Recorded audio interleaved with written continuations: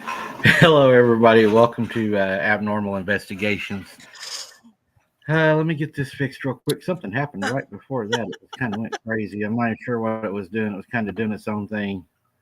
I got kicked out right at the end. Uh, wow.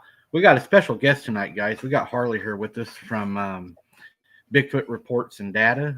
We got Scott B is going to be joining us tonight. We're going to talk a little bit of Bigfoot. We're going to talk some dog man and probably everything in between. That's usually how it goes when we all get together. We kind of talk a little bit about everything. And my ADD kicks in, so we'll be all over the place probably on this one. So, Yeah. but I've been looking forward to doing this show. I think it's going to be a great show. We got great people. Harley's another boots on the ground investigator. It's always cool to be able to talk to another boots on the ground investigator. I think we've all got a lot to share and a lot to learn, and it's fascinating to me, and it's something that I enjoy doing.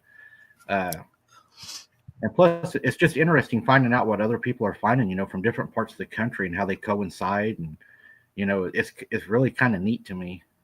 Yeah. And It's always good to share information, and I agree. we got Jessie C here. She's not late. She was at the dollar store. I thought she might be a little late, but she was down there rummaging around or looking for some glitter. I'm not sure. I love my glitter. That's it. Guys, I'm going to go ahead and bring Harley Owens on and Scott B. Please welcome them to the show. Again, this is Harley's second time. Hello, everyone. Hello, Harley. Nice to meet you. Hey, hello, Scott, everybody. Hello, Scott. Hello, family. Oh, how are y'all doing? Hanging in here like a hair on a biscuit. That's what I always say anymore. It's about the best we could do, isn't it? Oh. Making so you've it been day by busy. day. Oh, man, I think that's about all we can do. I'm busy. I'm running around with this head cut off.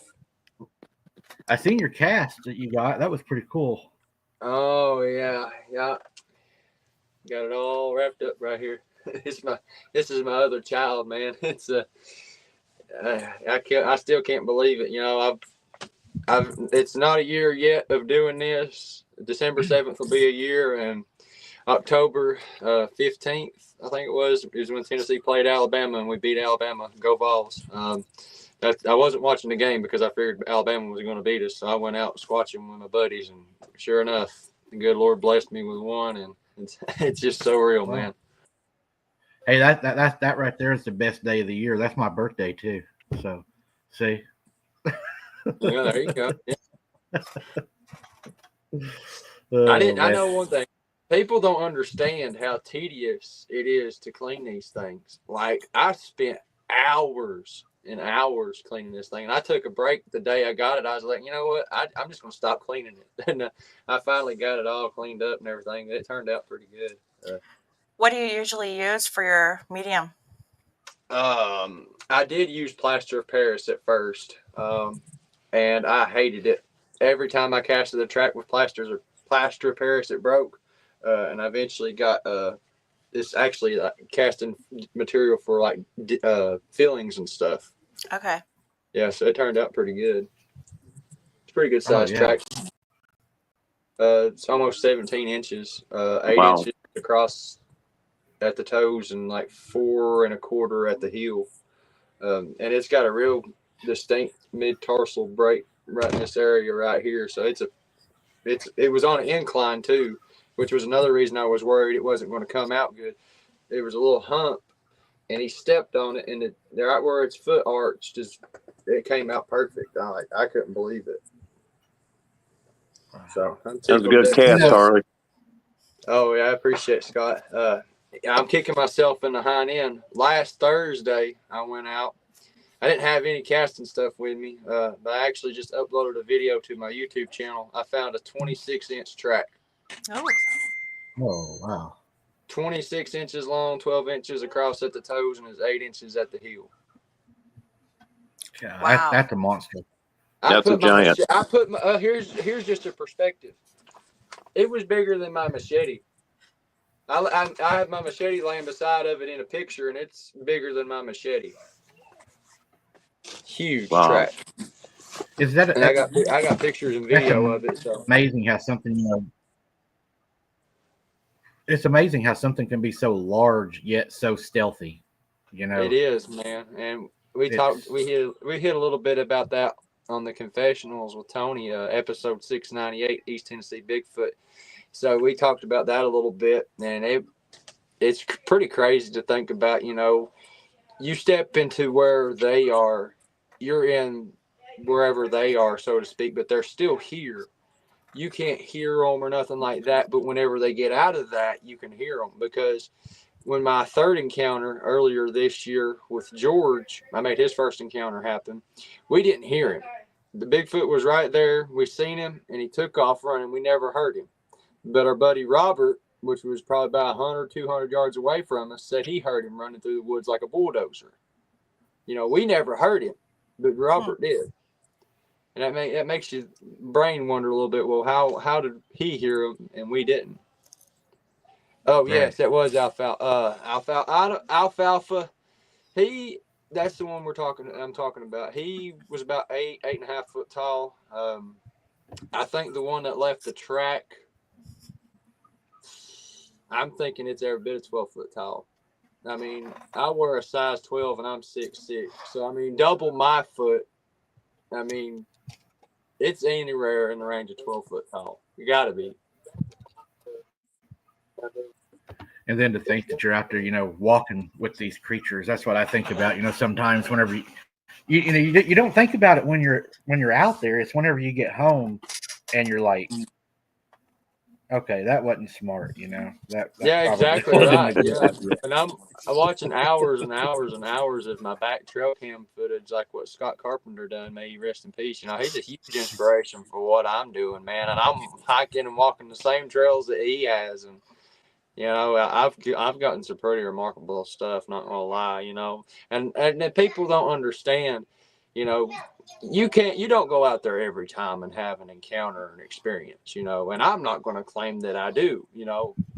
Last time I seen one was June. It was June 23rd. And I don't see them every time I go out there. Well, I'll hear them. I'll hear the samurai chatter or a knock or whatever the case may be. But I'm going to be honest. I go out there and I won't hear anything sometimes. And actually, right. Just when I checked my cameras last Thursday, I could hear them all around me walking. The leaves have fallen out here, and you can hear anything right now. I mean, you can hear a pin drop out there, and I could hear the bipedal footsteps around me. But here's the kicker. So I brought my trail cameras out of the woods. They've been out there since I casted this track. And the track, the 26-inch track, was right in front of my trail camera. Like, I even see it in the video. Like the tree that my trail camera was on to the track, it was like a straight shot. And I'm just like, the camera only has 10 videos. And that's one thing that's really tearing me up, because it can hold up to like 3,400 videos. And I'm just like, maybe one of these 10 videos has this thing on the camera. And I got to try and find an adapter to hook it into my monitor. And it's killing me. Now, I have a question for you. Do you have your cameras set up on motion sensor to record them that way? They're on video. Okay. Because, and I'll tell you, when I was up in Michigan, Upper Michigan, with the research team, they were talking about how one of the things that they were actually using to successfully capture some images of things in the woods that they wouldn't normally capture, because they had discovered that these guys are smart enough to be able to know when these cameras are going to go off, so they avoid them, or they'll duck underneath them to the point where you might only catch, like the typical images that you would see on YouTube, where you get the little fuzz of the hair on the head or something. Yeah. And what they would actually do is set it up to take incremental snapshots throughout like a week period. So every like 3 seconds, it would automatically take a snapshot.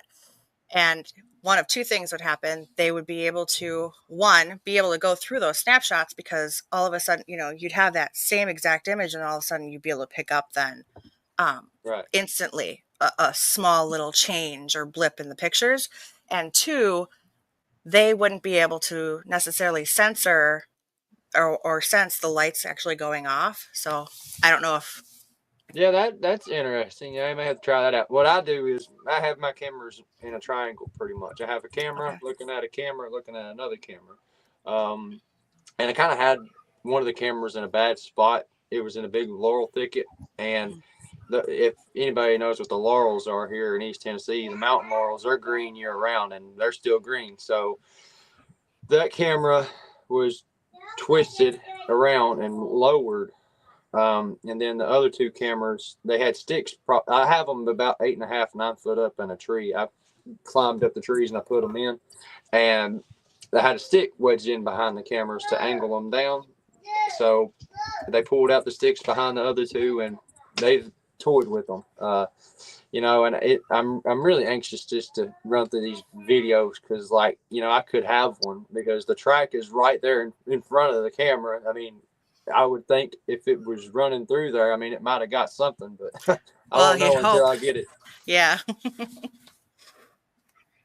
I think a lot of people don't understand too is it's not only the investigation that takes up a lot of our time, but it's the editing and having to go back through the material. We spend so much time. I don't know about you, but sometimes, I mean, I get blurry eyed just from the amount of time you have to stay on the computer, the phone. You're not kidding, man. Like, I have hours and hours of footage that I haven't even touched yet because I'm young and I'm stubborn. I get too far ahead of myself, and I'm just like, why am I doing this? Like, I need to slow down and work through what I got. I don't need more. That's what I do. I start seeing two of everything. Yeah, literally. Like, and between me trying to work on my book, I'm writing a book, so I'm trying to work around that and work around research and family life and everything else. So I'm just like, I need to slow down.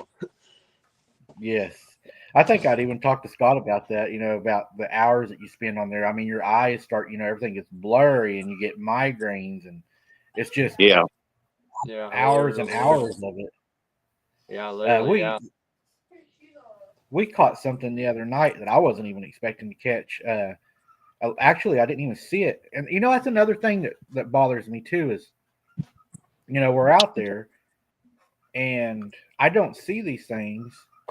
And a lady, that's the scary part. Video. Yeah. And it's like right there. And I didn't see it even in the photo. And I showed it to Jessie actually. And she's like, Mike, it's right there. And I'm like, I don't see it. And she's like, here, let me kind of outline it. And then it was like, there it is. I was like, oh my God, how did I? It looks like a, what are they called? What kind of bear did I tell you that looked like? A panda. It looks like a large, like panda bear kind of. But the weird thing is, that's where Kaylee saw the thing her first time that she said looked like a bear. And we actually got a photo of it, Scott. And it looks like a bear. Wow. I mean, it actually looks a lot like a bear. And so I'm thinking that's the same one. That's crazy. Yeah. Yeah. Well, and that's one thing that people really don't understand. There's a lot more to these beings than just an ape. I mean, let's be honest. If there were really an ape, there would be one in a zoo by now. They would have everything out. And it really just chaps my hind end. The government keeps this stuff hidden, much less cooking them up. And it's right behind my house, actually. I mean, just a few nights ago, we had one smack the side of our shed. My wife jumped up out of bed. She said, "What was that?" She said, "Was that a raccoon?" I said, "There ain't a raccoon that big." She said, "What is it?" I said, "It's a Bigfoot." She said, "Are you serious?" I said, "Yeah." You don't just tell her, yeah, it was a raccoon, go back to bed. Just I shoot her. I tell her straight. She knows. Like, whenever I brought the footprint home, she believed in it. But when I brought the footprint home and showed her that, that's when she's like, "Holy crap, these things really are real." I'm like, yeah, they are. And that was kind of how it was for me, growing up. Whenever I was young, I knew they were out there. I knew that Granny and Grandpa warned us, and you would hear things. But it's that moment when you have that face-to-face reality check. It's like, oh my God, you are real. It's like, but then it's like you can't deny it, and it really exactly right. I mean, that was the biggest thing for me. You know, after I had my first experience in 2020, I stopped deer hunting and everything for 3 whole years. And I was, you know, I overcame my fear last Thanksgiving and went back out deer hunting, killed a deer. And here I am now out researching and looking for these things. And I've learned that there's a lot more than just Bigfoot out there. You know, I've had 2 run-ins with Dogman. You know, one I physically seen, and then the other one I didn't see at all. Just got a picture of it because it was stalking me and my stepdaughter's dad while we were turkey hunting. You know, and there's a lot more out there. And I've been starting to find 3-toed tracks. So Lord only knows what leaves a 3-toed track. Yeah, I've seen that picture, Harley, of the dog man. That was awesome. Oh yeah, it's standing like so to give her perspective for those that haven't seen the picture. So there's a creek bed, and in the picture you can see a fallen tree. So in that picture, me and my stepdaughter's dad had to pull ourselves up out of the creek bed by this fallen tree. And this thing is standing in the creek bed that we just came up out of. You know, this thing was following us for about 20 minutes. And I didn't tell him until, you know, he heard it, you know, because I wasn't going to tell him there was something following us and just get him scared and spooked. He said, there's something following us. I said, it's been following us for about 20 minutes. And I turned around and I took 3 pictures. Bang, bang, bang. And I said, all right, let's go. He said, what was it? I said, probably a Bigfoot. He said, seriously? I said, yeah. I said, it was bipedal footsteps. He said, yeah.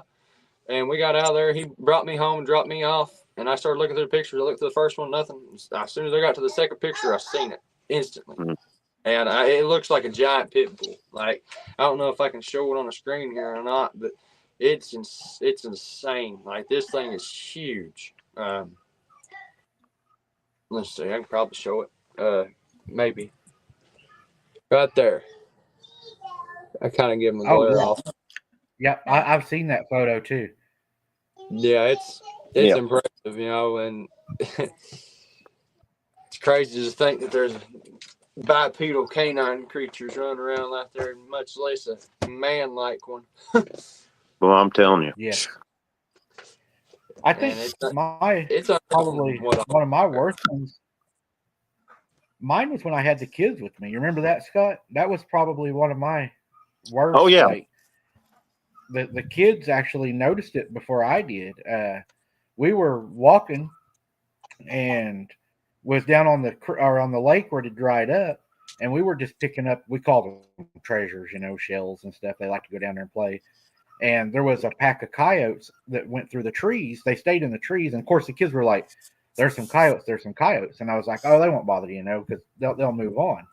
And it wasn't long. I think it was Logan started pulling on my arm first, and it was like, "Look, Mike, look, Mike, look, Mike." And I turned and I look, and then both the kids were like, "Look, look, look." And these things are now bipedal.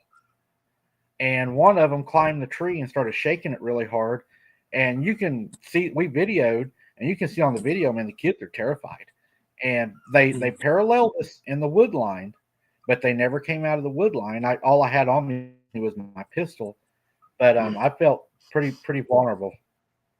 Oh yeah, you know, I mean, ultimately, you know, something like a 9mm or anything like that is not going to take one of these things down, much less shooting it in the chest. You know, if you're going, I mean, I don't want nobody, you know, to go out of their way and try to kill one of these things. That, you know, worst comes to worst, if you're in one of those situations, you're going to have to aim for the head. You know, and I'll share an example of this. For those that don't know, Daniel Boone actually killed a Bigfoot because him and his son were out and they got separated, and he heard his son screaming. So he goes to look for his son, and he sees his son being body slammed by a Bigfoot. It's picking him up, and it's body slammed him 1 to 2 times. And he said he goes to do it the 3rd time, and he shot it in the head, right through the eye. Yep. And he went to do an autopsy on this thing, and the chest area was just nothing but solid bone, you know, and the only place that it could have been killed was the head. Yeah, they said they have no ribs. They just have a solid plate, and bullets just will not penetrate it. Exactly right. Yeah. Well, and that's what... go ahead. No, go ahead. No, go ahead. We have a delay. Go ahead.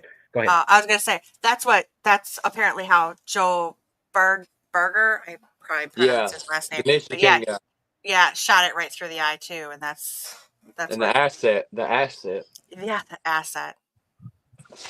And that's one thing that's real shady. You know, Kinda I like never those- had any government involvement whenever I started doing this until I seen a dog man, essentially. And the weirdest thing about it, it didn't have backwards facing legs like most dog man encounters that you hear. This thing had forward facing legs like a human. And ever since that, and I started talking about it, I started having mysterious vehicles, the phone calls and stuff like that. So, you know, it makes you wonder what all else they've cooked up. Well, and I wonder too about the ones with the forward facing legs, like the humans, if those aren't possibly the ones that are government manipulated. It makes you wonder. Yeah, exactly. More questions than answers ultimately. And I at the find end of that the day. interesting too that you right. And you know what's interesting to me too is you go out boots on the ground and you see these things, and then what I've seen is I have never seen the backwards legs either. Mine have always been the human looking legs. I've never experienced the reverse legs. So that you know, I'm not saying they're not out there, but Right. I've never experienced the reverse legs either. And I think that's interesting. Well, it makes you wonder, you know, like I'm sure some of them are, you know, military made and they've just been turned loose into the national parks. I mean, that's my end game out of it, you know, where they use them as war weapons or whatever, and they just turn them loose in a national park and cover it up as somebody being killed by one of them as a bear attack or something. Well, I sometimes wonder if they are being set loose on us as civilians as training Population purposes. control.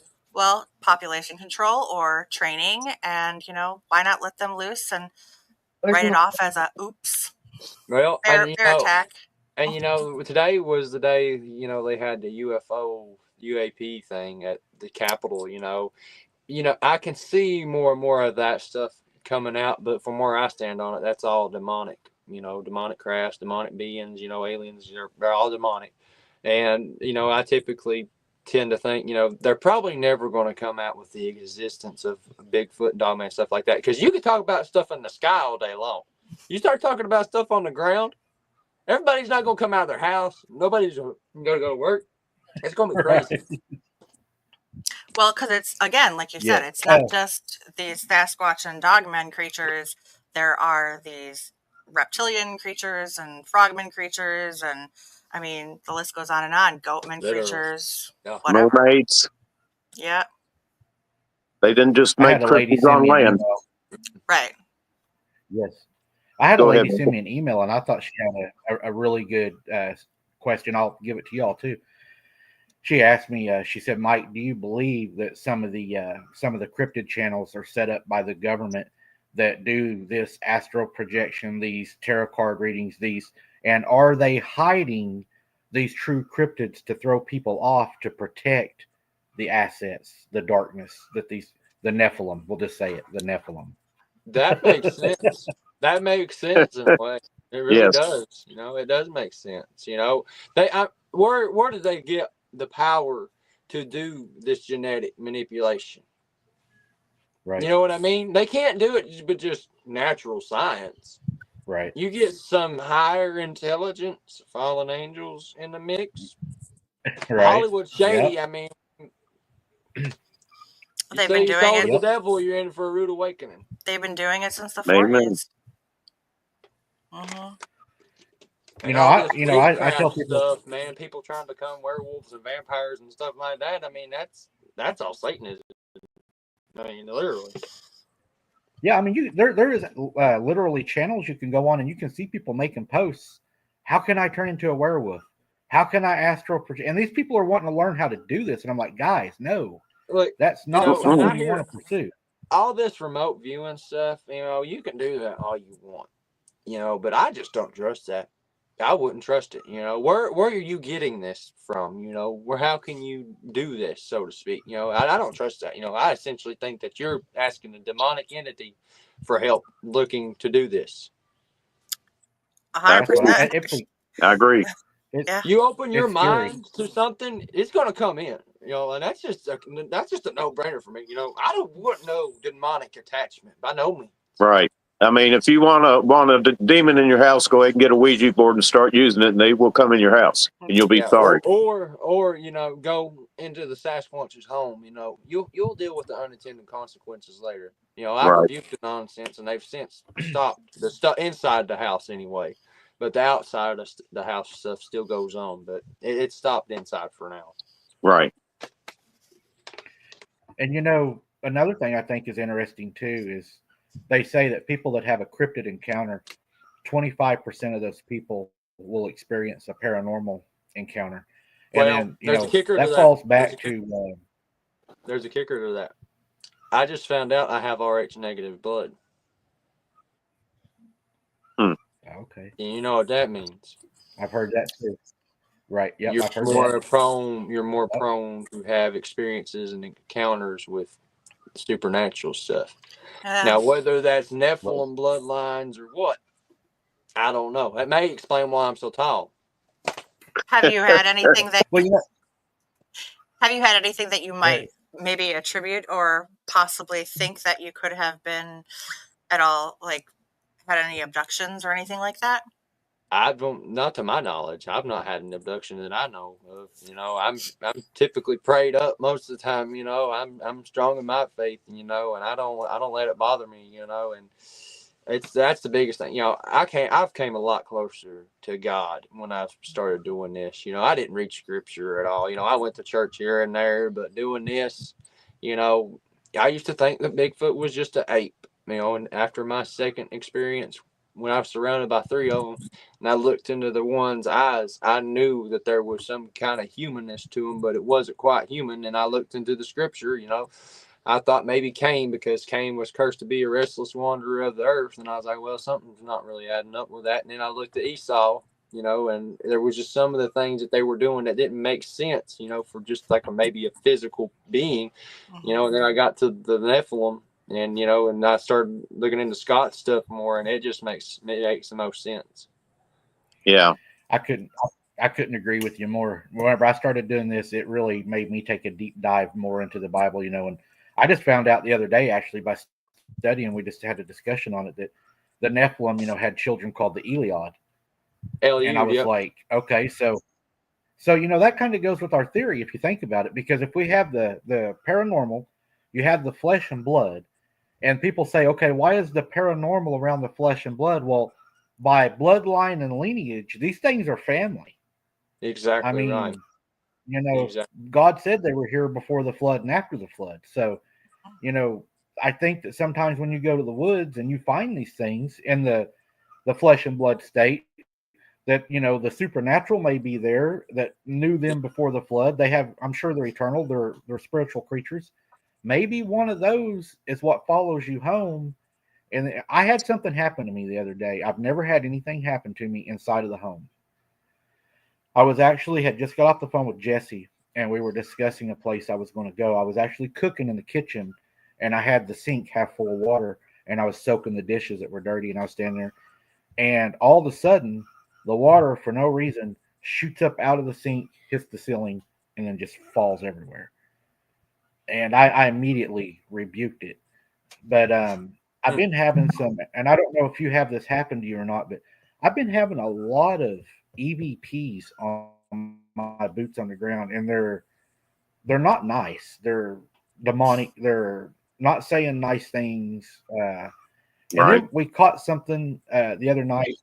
I mean, there's a lot of bad things going on. That's not just, well, I can't say it's not cryptid, but it's not the flesh and blood ones. There's seems to be a high paranormal, and I don't know. I'm not sure what's going on. Right. I've not had anything too crazy with EVPs, other than a couple weeks ago, what sounded like somebody yelling for help. That was scary enough. I got out of there after that. I don't really do the EVPs. I don't like talking to ghosts. I don't want to hear them. If they're around me, cool. Right. That's fine. I don't do ghosts. I can do stuff I can see. Stuff I can't see. Nope. I will add on to something else. I think that the longer that the Bigfoot are here, I think they can become more physically bound.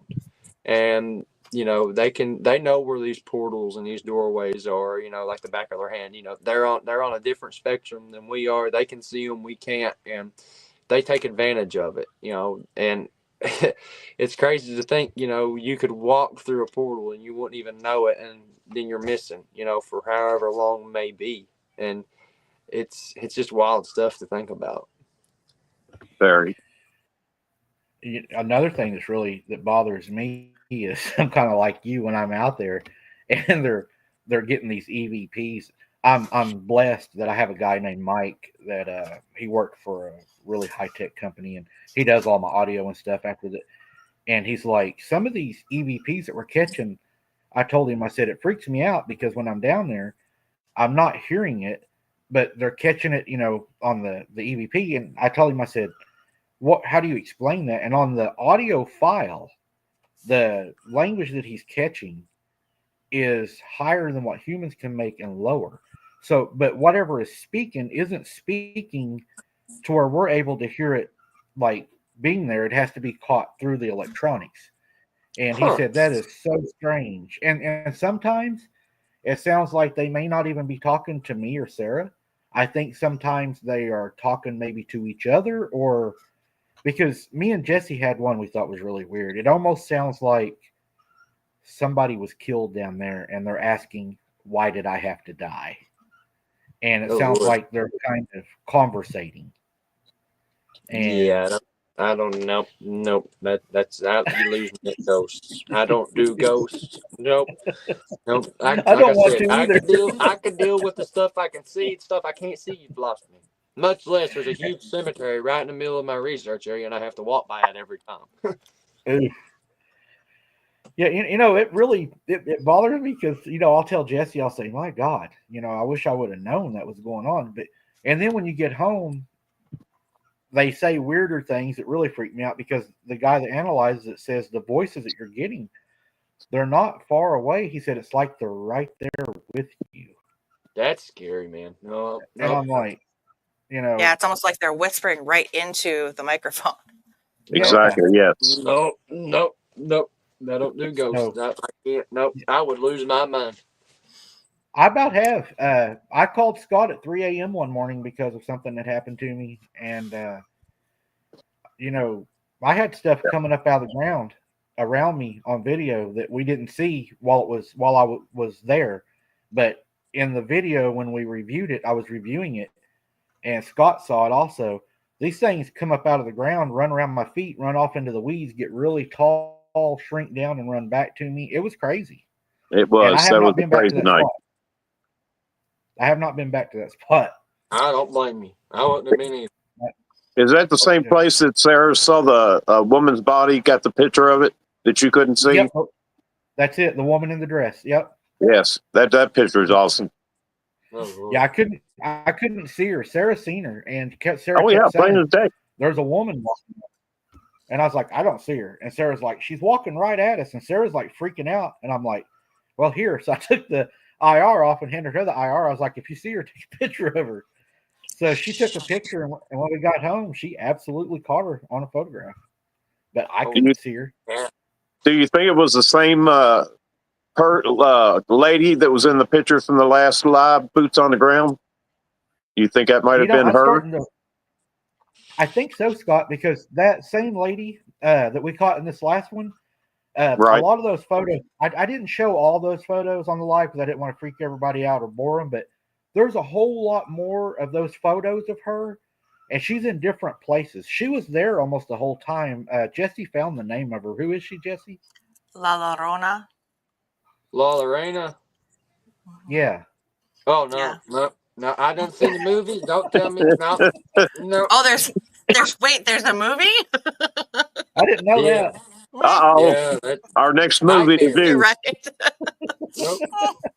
I won't get your opinion on something here, Mike. So back in July, I found these claw marks. They're 18 inches from claw to claw. There's 5 claw marks. I'm gonna show you. I'm gonna try to see if it'll show you on here, but that's huge claw marks. Wow. 18 inches from claw to claw. Now, you gotta think, 18 inches, that's as big as the footprint. All right, a little bit bigger, give or take. Now, you gotta think something to leave claw marks that big's gotta have a big hand. Much And a lot less of strength. big claws. Now, here's the kicker. Oh, I yeah. have noticed in that area that there's burn marks on rocks and on trees, and like some of the canopy, like something has came down and like just fallen in. Wow. Now, I don't mean to sound like a crazy man. It looks like something literally just flew down, crashed down through all the trees and scratched. There's more scratch marks than that I've found recently. I mean, there's huge claw marks, man. I don't know. I mean, it literally looks like a torch or something. Torched those rocks in the trees. Is it torched in the ground too, or just basically in the trees? And have you dug into the ground? I ain't touching it. I would be, well, honestly, I would be interested in actually testing the ground soil and the area around it that actually looks scorched, and 2, to see how far down the scorches actually go. Because could it be coming from the skies, or could it be coming from below? Ooh, that's You know what I'm thinking too is I'm glad Harley brought that up because we just had a conversation about a week ago. This hot spot that I've been going to, and no, you don't sound crazy because I thought I was sounding crazy the other night. After I had left this hot spot that I went to, I can see the area that I go to from my house, the hills and all. And I actually called, I can't remember, it was Jesse on the phone and somebody else, I can't remember. And I turned them on and I was like, guys, you've got to see this. Where I just left, there was weird lights in the sky going down above the hills and then shooting back up and doing all kinds of weird moves. And I actually put it on film so they could see it. I was like, they won't believe it unless they see it. And I showed them, and they know that I never talk about that stuff. But yeah, I mean, it was happening. And I mean, I was like, I don't know. Is there a connection? Because that night was really active. And I had what we call the screamer. That thing was screaming at me all night. It's a pretty bad area. I hate it when that thing screams. That thing. Well, there's a couple that lives down the road. They have a little wood carving shop. They carve bears and stuff like that out of wood. And I was talking to them, asking them if they'd seen or heard anything up there in that area, and they said they've never been there. They know of a guy that went mushroom hunting in the national park, and apparently he came across a bad group of them, so he got out of there. And they said that they were camping in an area not too far from where my research area is. They said they had a fire built. It was dark. It was actually this time last year. And they said that they noticed that it just got quiet. You know, the fire was burning and everything, and all of a sudden something hit the husband in the back. And he said he looked over his shoulder, and he said what looked like a little tiny dragon climbed up the side of his arm. Said it had a forked tail, had 4 wings, looked like a little tiny dragon. He said it was hissing and growling at him. He said it shot off of his shoulder straight up into the air and shot down into the fire and disappeared. Said it looked like a little dragon. And that man, they seen something because I could tell it in their eyes. They said it was tiny, but they scared them to death. I'd take it home as a pet. I wouldn't. I don't. Yeah. I mean, I don't doubt anything anymore. You know, there's people. You know, I got a little freaked out the other night because a place that I was going to. I haven't been there yet, but I've been invited to some private property to go do an investigation. They said their child was trying to make friends with something in the woods. They don't know what it was, but it was talking to their child, and they've asked me to come down and check it out. They have an old building that sits here on this property, and it's lifted into the air, and it has a light on it that stays on. And I was getting ready to go down the other night, but I'd stopped and I was talking to a deputy sheriff at the store, and we got to talking, and you know, I thought, man, this guy's gonna think I'm crazy. At least I didn't have all my lights strapped on me at the time. But we were talking, and he's like, where are you going? And I told him, and he's like, hey, be careful over there. And I was like, why? He said, we just arrested 2 feral people over there. I said, 2 feral people or 2 homeless people? He said 2 feral people. They were actually went to this old house that's up in the air, and they had took vines and stuff and leaned it up there and made them a shelter under there because they had light all night, from the light. And he said, be careful down in there because, and I said, well, they in jail? And he goes, no, we had to release them because the sheriff said they hadn't broke the law. They're on, government property, but we told them they can't build shelters, and live down there, But he said, be careful if you're down there. So I'm starting to wonder, are we going to get into, feral people down there? Or? Wow. That is crazy. You hear, and even here in the Great Smoky Mountains National Park, feral people are a thing. People believe in them more than Bigfoot. Actually, back in July, my stepdaughter's dad actually had a run-in with one while he was fishing. He went to an area not too far from a little restaurant called Janice's, and he was fishing for trout along the creek. And he wandered on down the creek a little bit, and he said he had a feeling he was being watched. Turn around and look. He said he seen somebody crouched down, and they went in behind a tree. And he moved further down the creek away from them. He crossed the creek to the other side of the creek, and he started back fishing. He said he had a feeling he was being watched again, and he turned around, and it was right there behind him, about 15, 20 feet away, and it had one of its arms behind its back. And he said next thing he knew, it threw down a rock and it took off. And he said he took off too. Like, I was one of the first people he told. He's like, dude, I seen a feral person. I said, you sure it wasn't a Bigfoot? He said it was a person. Wow. Yeah, That's they'll eat interesting. you. Yeah, they'll eat you. They'll take you back to the tribe and they'll all eat you. Yeah. Yeah. You wonder, was he going to try to knock you out with the rock? Or, That's what I told him. I said either it thought you had a stringer and it was going to try and scare you off to get that stringer, or it was going to knock you out and eat you. Yeah. They're unpredictable. I wouldn't try. So whenever you go out, Harley, have you had anything hitchhike home with you? Have you had a hitchhiker? Has that happened to you? Yeah, I will admit the hitchhiker has happened, and it still happens to this day. Not in the house anymore, but outside behind the house. The neighbors hear stuff at night. They ask me, have you heard this or this? Sounds like somebody talking. I'm like, yeah.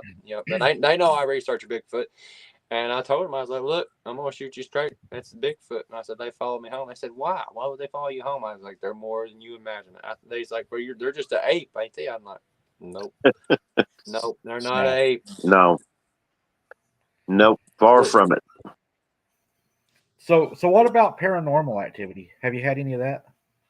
It started about back in February, and I've since rebuked it, and it stopped. And I got holy water, and I put holy water around the house every now and then, and it's seemingly okay.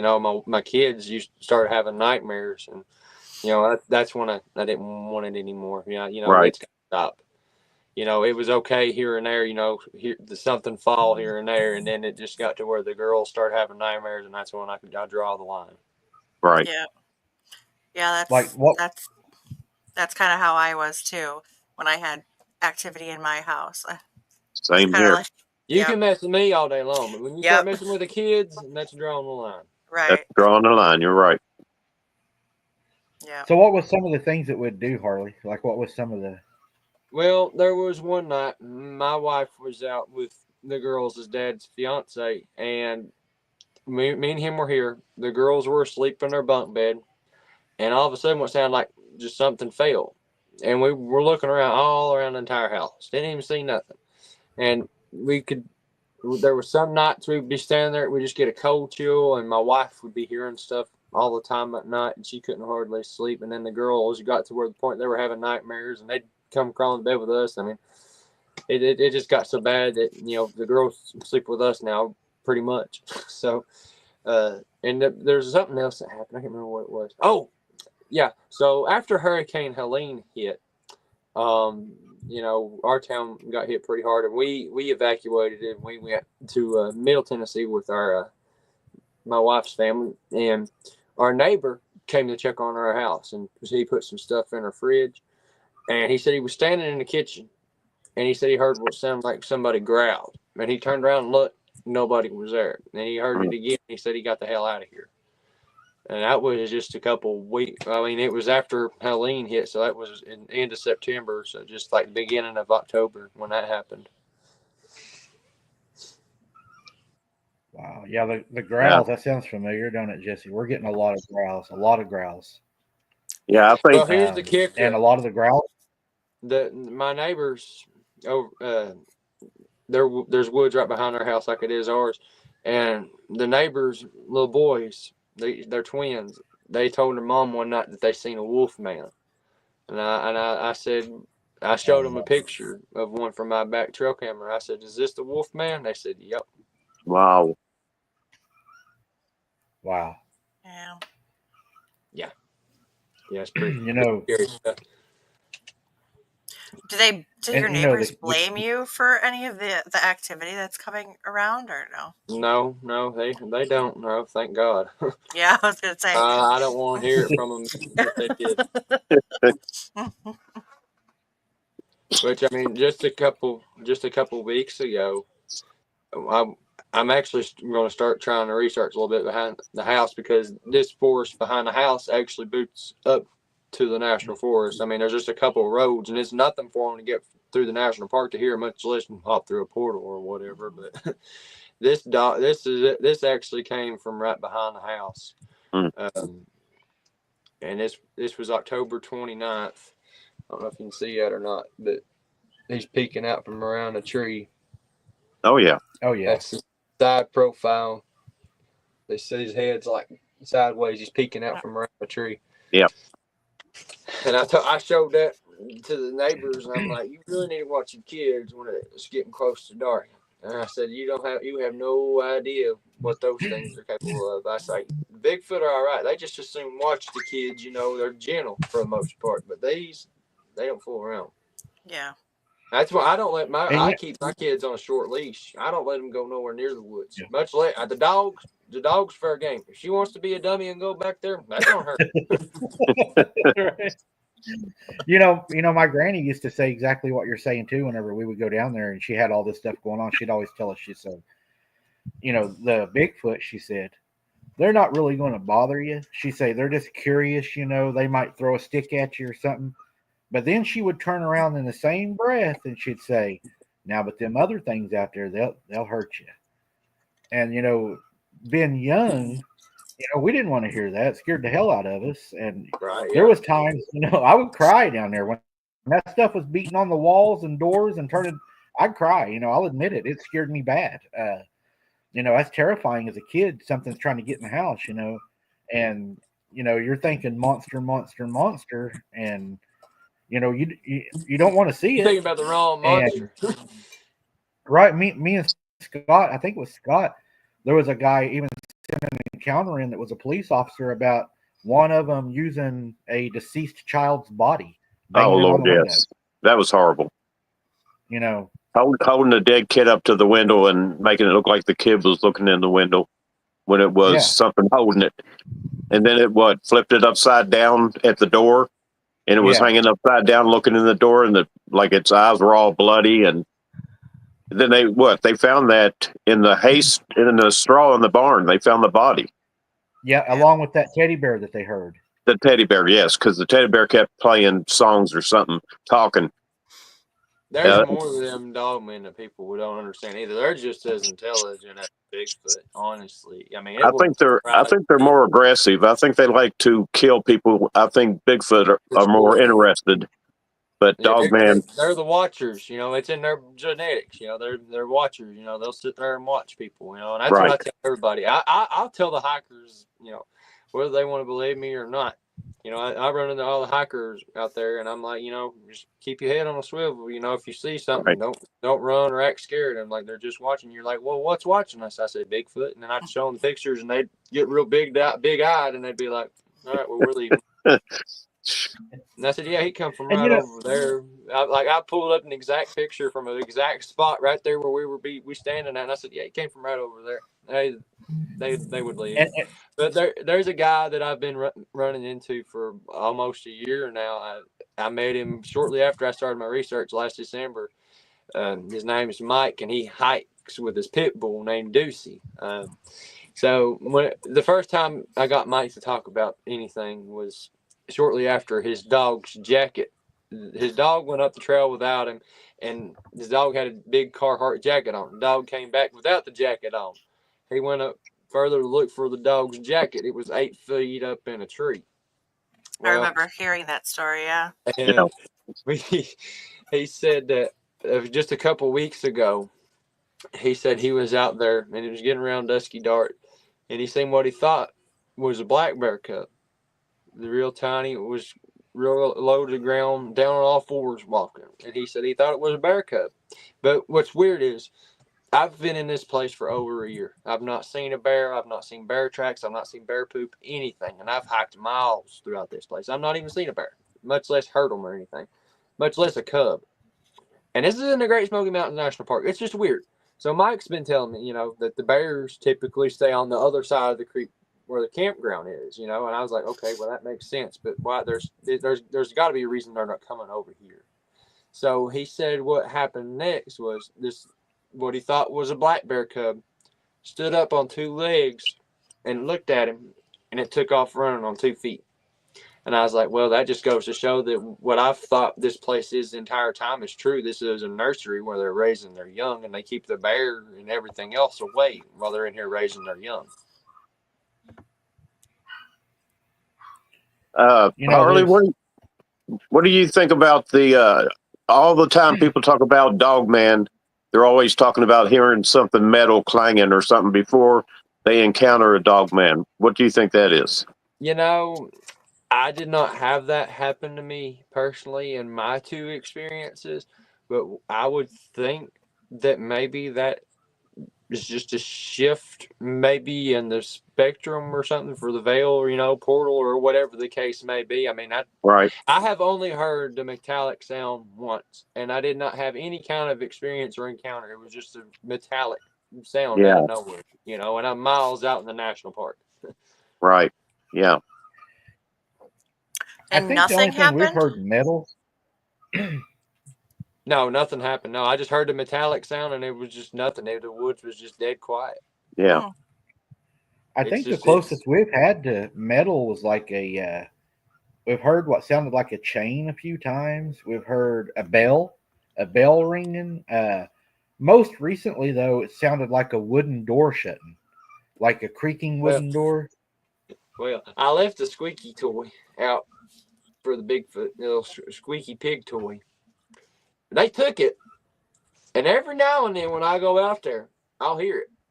Now, I haven't heard it in a couple of months, but after they took it back in April, I heard it here and there. They would squeak it. I could hear it every now and then. So I know them young'uns have still got it, probably, and they're still toying around with it. They're probably letting you know that they have it.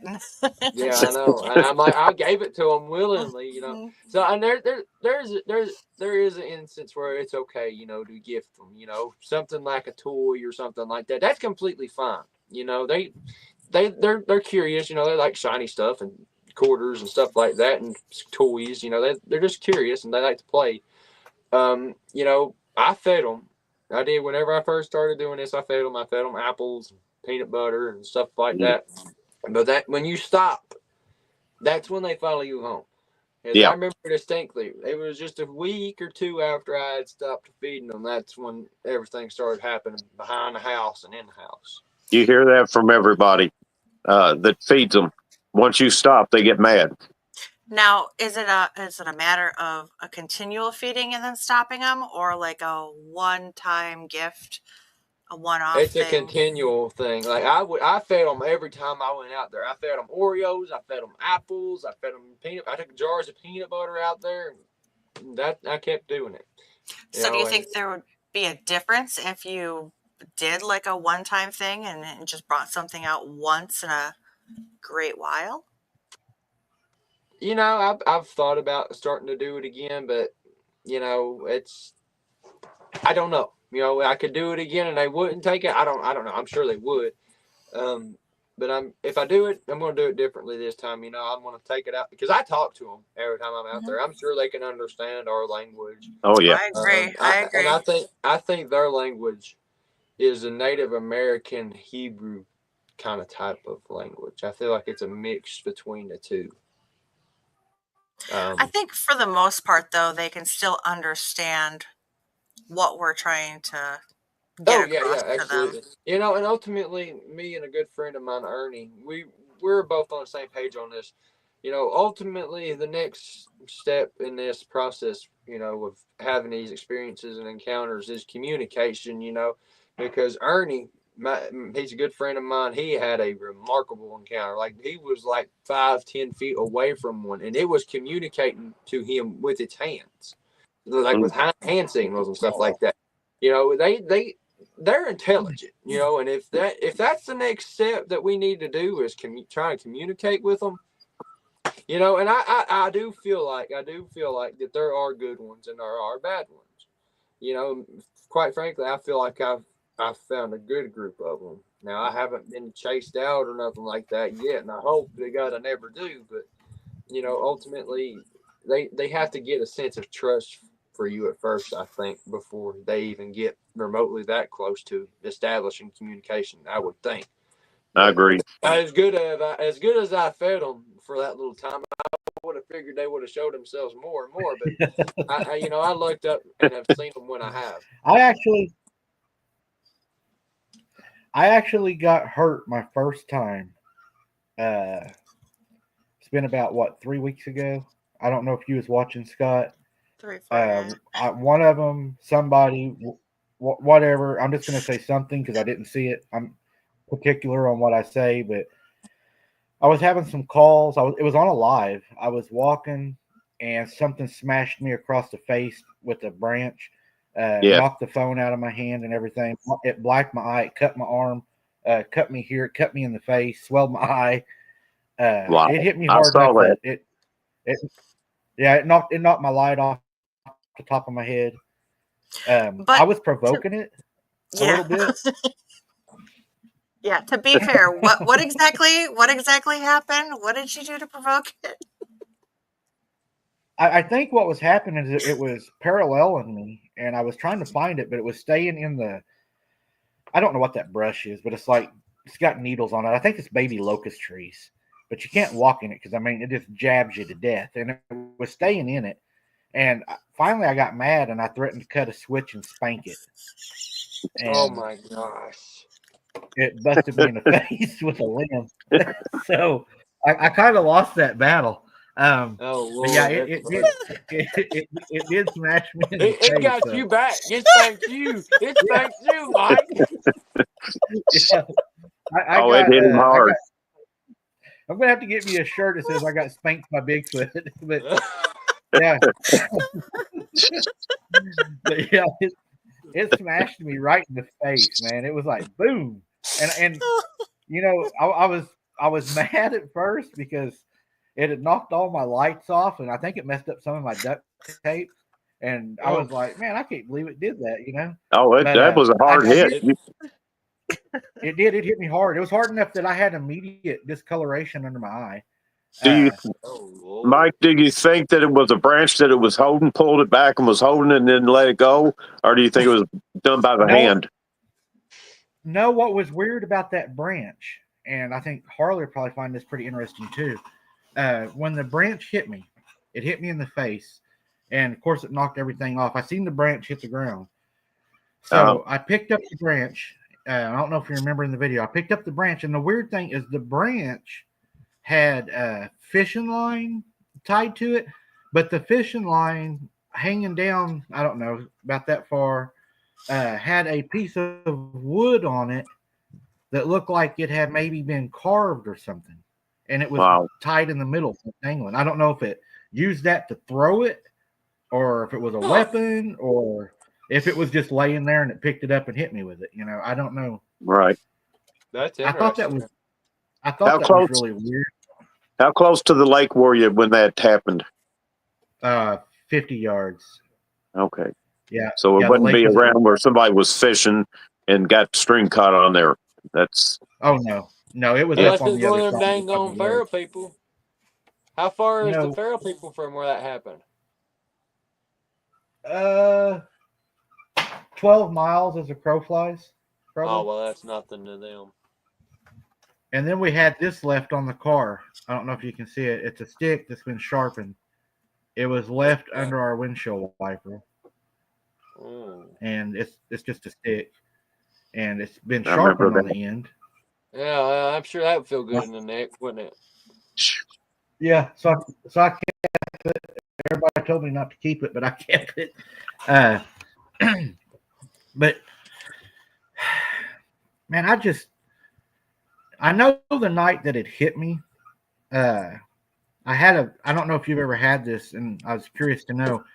Have you ever went on one of your investigations and one night you feel totally relaxed, ready to do it, ready to go out, ready to walk, and some nights when you pull up in your car, you just feel like you don't even want to be there. Like, man, if I leave, I don't know, you're just on edge. Well, a couple weeks ago I went out and everything was fine, everything was cool. I don't really do night investigations by myself. I take a death sentence essentially. I only go out with my team from Virginia that comes down. So I actually, a couple weeks ago, I had several different people call me up, and they're like, "What are you doing?" I'm like, "I'm at home. Why?" And they're like, "Well, don't go to the woods. Just lay low for a while." I'm like, "Well, what are you talking about?" They're like, "Just lay low from the woods." And I'm just like, "Well, what's wrong?" Like, somebody that I know had a vision of you being attacked and killed by Dogman. So that was the day before I got the track. And I'm like, you know what? I'm not going. That's all right. I just had a real bad feeling. Me and my wife had an argument that day, and I didn't kiss her before she had left. And I was just like, that's my wife always said, if you don't kiss me, something bad's going to happen. And that tripped me out even more. So I went to go check my cameras. So last Thursday, I went to check my cameras. The Sunday prior, I was initially going to check my cameras. I got out. It was dusky dark, and I started hiking up the trail, and my wife rolls the window down because she was with me. She said, "Well, aren't you going to go check your cameras?" I stopped, and I turned around, and I looked back towards where my cameras were, and I looked back at her in the car, and I said, "Nope, I'm not getting them." It's just a gut feeling. You got to listen to your gut in this. Yep. If you don't, Mike don't listen to his gut. Mike goes farm. Mike goes towards him. I tend to push the envelope. Yes, you do. Now, I did get something though I thought was pretty amazing. I've had it happen twice. Once was with Sarah, and once I was solo. We ran onto I'm pretty sure it was a Bigfoot clan because of the heights of everything, the eye shine and all. And Sarah actually started it the first time. She asked one of them, "Will you please stand up?" Because they had lowered themselves like they were laying down. And Sarah said, will you stand up? And we have this on live. And this thing goes from like a foot off the ground to 12 foot off the ground. It just stands up like it's showing. Yeah, it was showing her. And then it does this growl that just goes through you. And I told Sarah, that's not a very good feeling. Them growls. Yeah, I told Sarah, I said, we probably should back up, was what I said. And then I start pursuing it down the side of the creek. And one of them comes up to the side of us, and they're trying to get around us, circle us. So we finally do leave. Well, I go back by myself the next night, and I run into one, and I ask it the same thing. I said, will you please stand up for me? And it did. It stood up right on live camera, but it done the growl again, and then I hear a rock smack a tree behind me. And I'm like, I should leave, but I'm walking forward toward it as I'm thinking I should leave. And it actually ran down below the creek, and that's when it screamed at me. And I mean, when this thing screamed, I shook all over. I mean, it was bad. So, you think them growls and stuff have a lot of depth into them. When you hear one of these things roar, and I mean roar, that changes things. So my buddy Rick from Virginia was down with me, and we were listening to the Republican convention. He was on the phone with his wife. We were actually listening to Hulk Hogan talk, and all of a sudden, we hear this roar come from the mountain. I was speechless. I was like this, and I looked at Rick, and Rick had the same expression. He told his wife, he said, "I gotta go."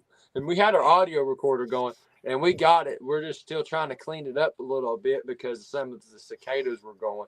But he said the roar is on the audio, and I actually just texted him. He said he's been so busy that he's forgot to even try and clean it up a little bit remotely. But he said the roar is on there. Like the roar is so much different from like a growl or a grunt or anything like that. Like I felt puny. Yeah, massive lung. They have massive lungs. Yeah, that happened to me and Sarah. Remember, we both ended up getting that head pain at the same time that night, and I got sick and shaky, and my legs felt like they were jello, like I was going to pass out. I felt like, man, and people, like a major, like it's like your sugar drops, like a low sugar feeling. You just feel I know that sick, feeling. nauseous. Yeah, disoriented, and you're just like, what was that? And it's like a low hum. I mean, you can feel it in you. It's that hum. And it's above or below our hearing, but we can feel it. Yeah, the vibration is definitely there. Mm-hmm. It's hard to explain really, unless you just happen to, have it happen to you. Yeah. Yeah. So it is kind of hard to explain. I get headaches most of the time. When they zap me, I get a headache, so I feel like I'm going to throw up, but I don't. Ultimately, when I think that happens to you, you're within 10, 15, 20 feet of them. You're in their zone. Yeah, exactly. Infrasound. You're in their zone, and they can just hit it towards you. See, now I had that happen to me this weekend, this last Friday when I was out.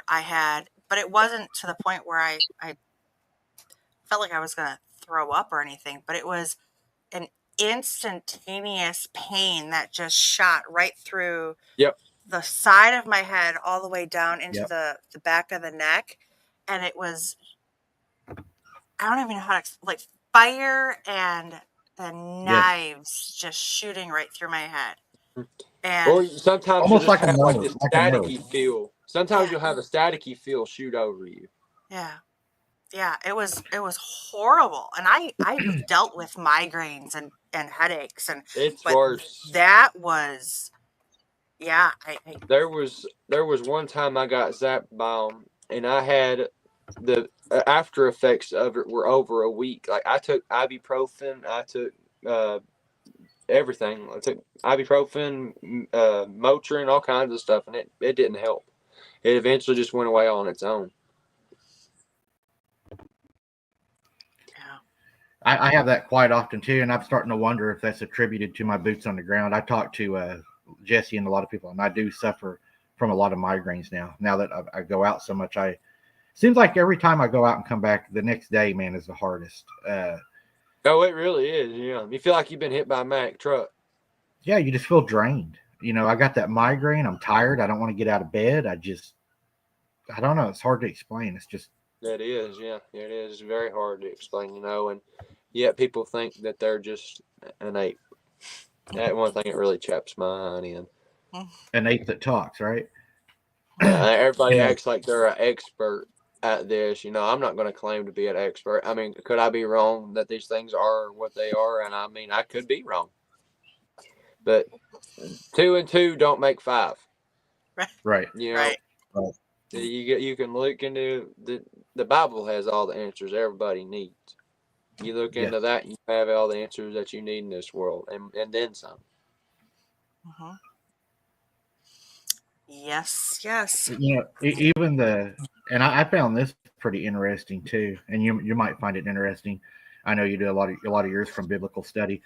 I was just thinking the other day, and the Bible talks about the Nephilim when they were on the earth, that humans became on their dinner plate. They start eating us, cannibalism, because they ran out of other things to eat. But then you go back and then you look at what the natives said, and they're like, they ate our children and stuff. It's in their bloodline, the cannibalism, and it just shows that it's right there in front of you. Exactly right. And a Kandahar giant, for example, I just heard another case recently. Whenever they killed the one, what year was it? What year did they kill the Kandahar giant? Apparently. Oh man, I don't even. It was early 2000s, wasn't it? Yeah, I think so.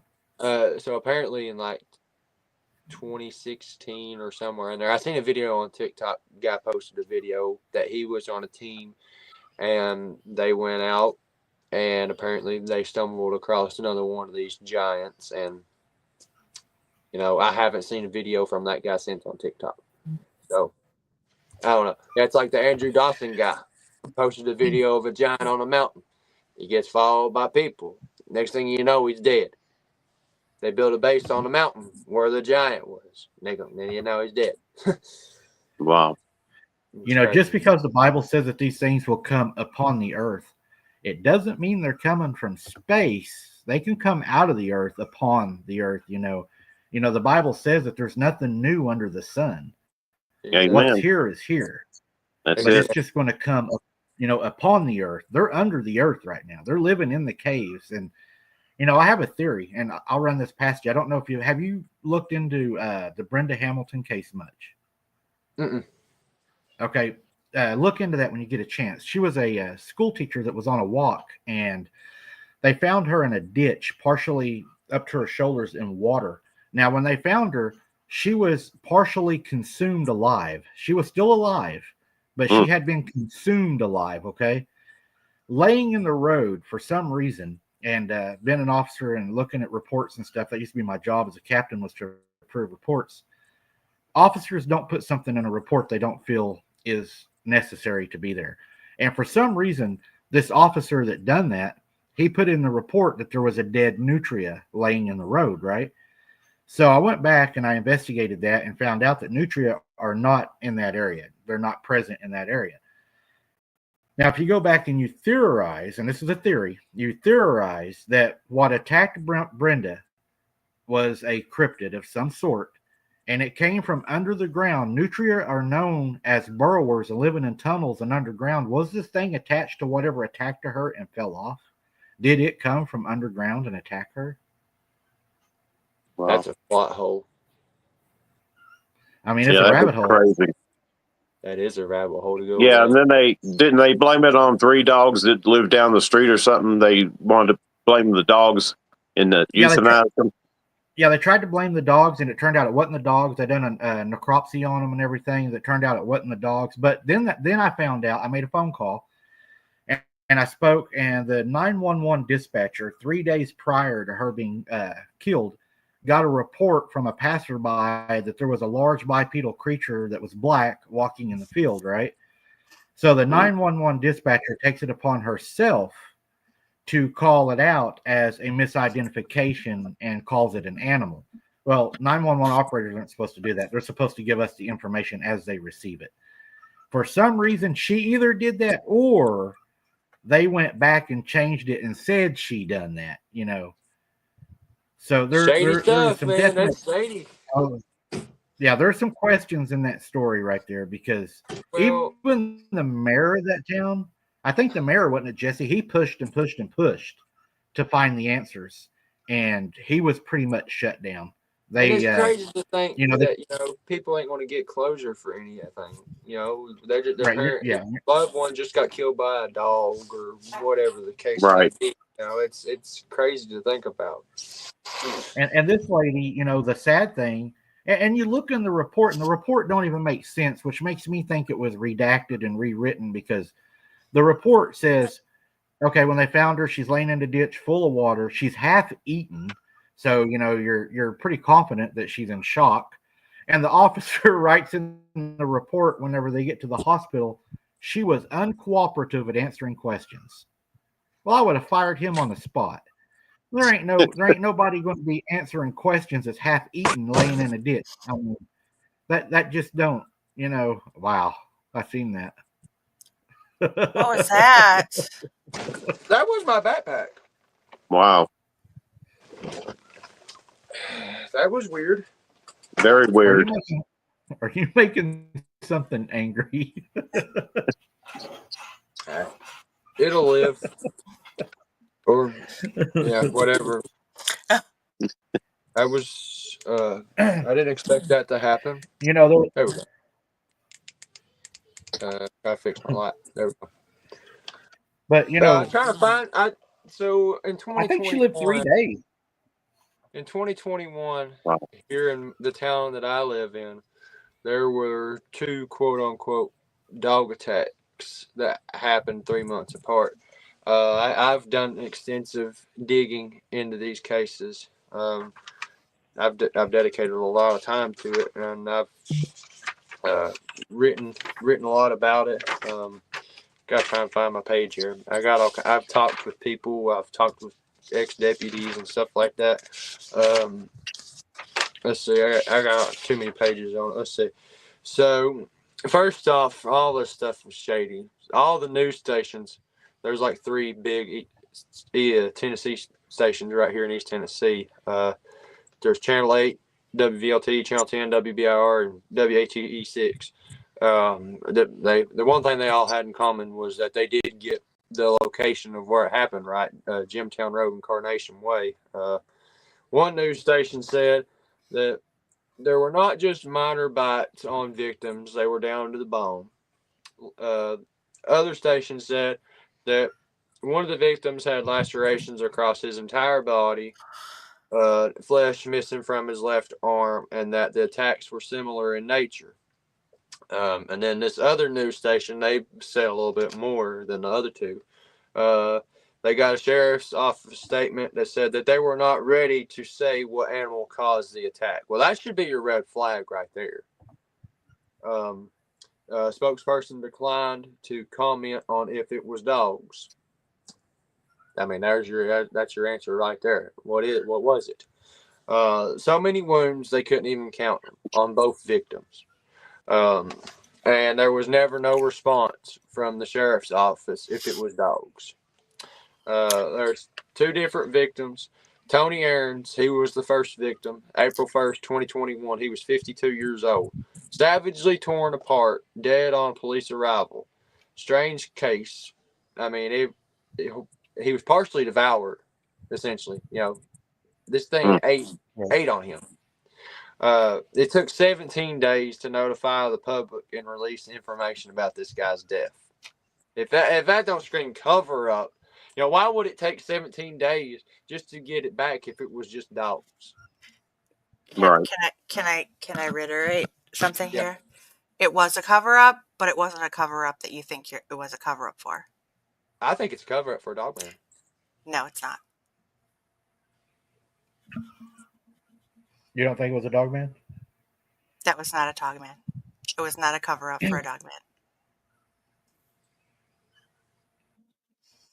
So you're thinking dirty cop? I have some insider information. It wasn't a dog man. 100%. And that's all I can say. Well, that ain't fair. Sorry. Leave us hanging there. Well, I would be more than happy, Harley, to give you the information off air, but I cannot do anything on air. But I would be, unfortunately, I know it's a good story, it's a good theory, and it would be something that would be so great but unfortunately, this one I know for 100%. This was not a dog man, but I would be more than happy to give you the insider information off air. I don't know how to feel about it. It stinks, I know, but I can give you the information off air. Like whenever I spoke. There's just it just don't make any sense. It don't. It will if we talk. It will make way more sense. And it's actually it's worse. You'd almost rather it be a cryptid attack, a dogman attack, because the truth behind it is horrific. I know I spoke to a father that lost his son the next day here in Oklahoma. And I got my own theory on that, but his son his head was removed and placed underneath his son's left arm, and parts of his body were never retrieved. I do know, speaking directly to the father, that the body of the child was moved from the actual attack area and said that it happened somewhere that it didn't. I spoke to the first responders that arrived, and they backed the story and said what was weird is when they arrived at the home to perform life-saving procedures on this child, they weren't allowed to until the body was brought back. But they were told the body was in the backyard, but the body wasn't in the backyard. They were still bringing the body to the backyard. And these people went from living in a house to like an old house to a very nice house with brand new cars, a lot of acreage, animals, and everything. And I dug deeper into it, and the state took care of all the burial for the child. Yeah, it's definitely a cover-up. You know, something I have discovered It makes you wonder. Something I've even discovered through certain investigations is, unfortunately, in this type of community, it's kind of a double-edged sword. You have the people who want to believe and the people that feed into the belief. And it's so easy for false information. I mean, in many, many aspects, as many of us already know, it's easy to feed into the false information to make or allow others to believe things that could be cryptids, paranormal, aliens. I mean, that kind of stuff has been going on, again, since the 40s, with misinformation and false information. It makes it very hard for us true investigators to do the work that we do and try to get the facts and get it out there, because you never know. Well, I think another thing that we have to be careful about also is kind of, what Harley was talking about. And I was an investigator for 12 years. If we go to, and I don't want to burn any bridges, but if a report is submitted to me, right? Say Harley goes out, he's an officer, he observes a Bigfoot. He comes back to the station. I'm his captain. He says, "Hey, Mike, I found a Bigfoot." The report's handed to me. My protocol at that point is to change his report. That's no lie. I was told to do that. It cannot be labeled a Bigfoot. What Harley saw was an unidentified prowler. That's what I have to label it as. Now, are you calling your officer a liar? No. But what the police departments do, and I do not agree with this, but it's factual, it's true. Say Harley lives in a rich neighborhood, okay? And say a little girl is attacked or hurt or worse.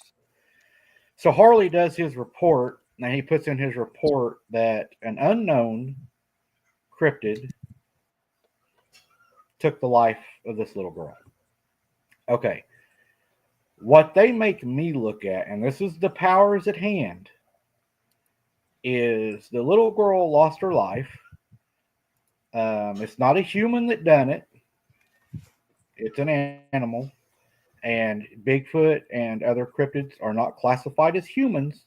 They would still fall under the animal classification, which has different laws for handling that situation. You do not have to treat that the same as you would a human. So therefore, the report, and this being a classy neighborhood, cannot be a creature attacked that little girl. So what we have to do is we have to go back, and it has to be a dog that attacked that little girl. And it has to be a very rare incident, because if we start putting that in this Richie neighborhood, the first thing we're going to do is we're going to hurt the value of property in this neighborhood. Realtors aren't going to be able to sell property there. And believe it or not, this is a huge factor in report writing. It depends on the part of town that this happens in, okay? For instance, can we 100% rely on a coroner's report? No. Why can you not 100% rely on a coroner's report? Because they are also in the loop to say. So say the coroner wants to release a report and say, man, I've never seen wounds like this. This looks like stab wounds, right? And then the mayor is going to come down and he's going to say, no, we're not releasing that. Can you prove that stab wound? Well, no, but how can you whenever you don't have any DNA of these creatures on file?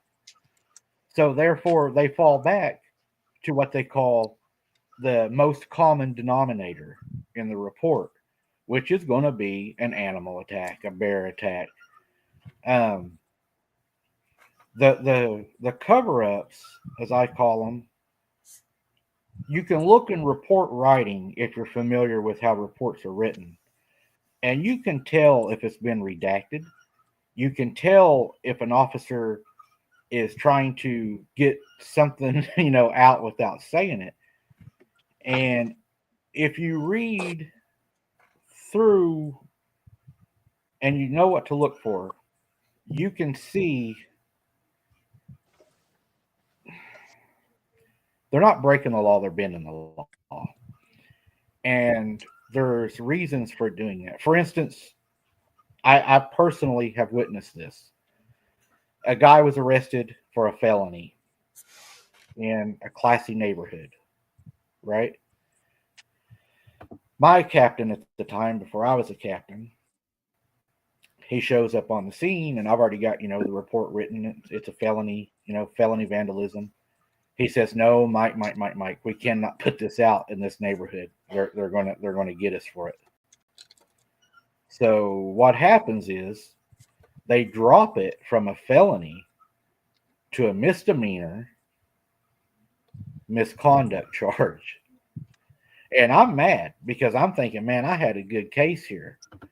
And then after everybody leaves, he tells me, if you would have had this across the tracks over there, yeah, it would have been fine. But you can't be writing stuff up like that over here. And,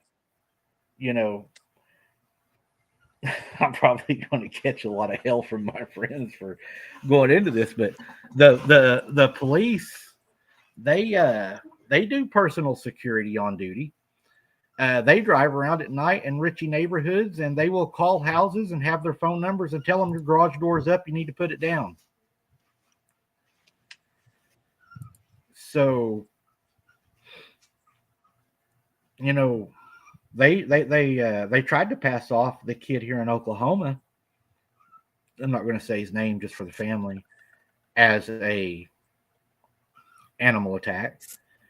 But after I spoke to law enforcement and the dad, I spoke to the actual father, and he sat right there and said, this is bullshit, what they're releasing to the media. It's not true.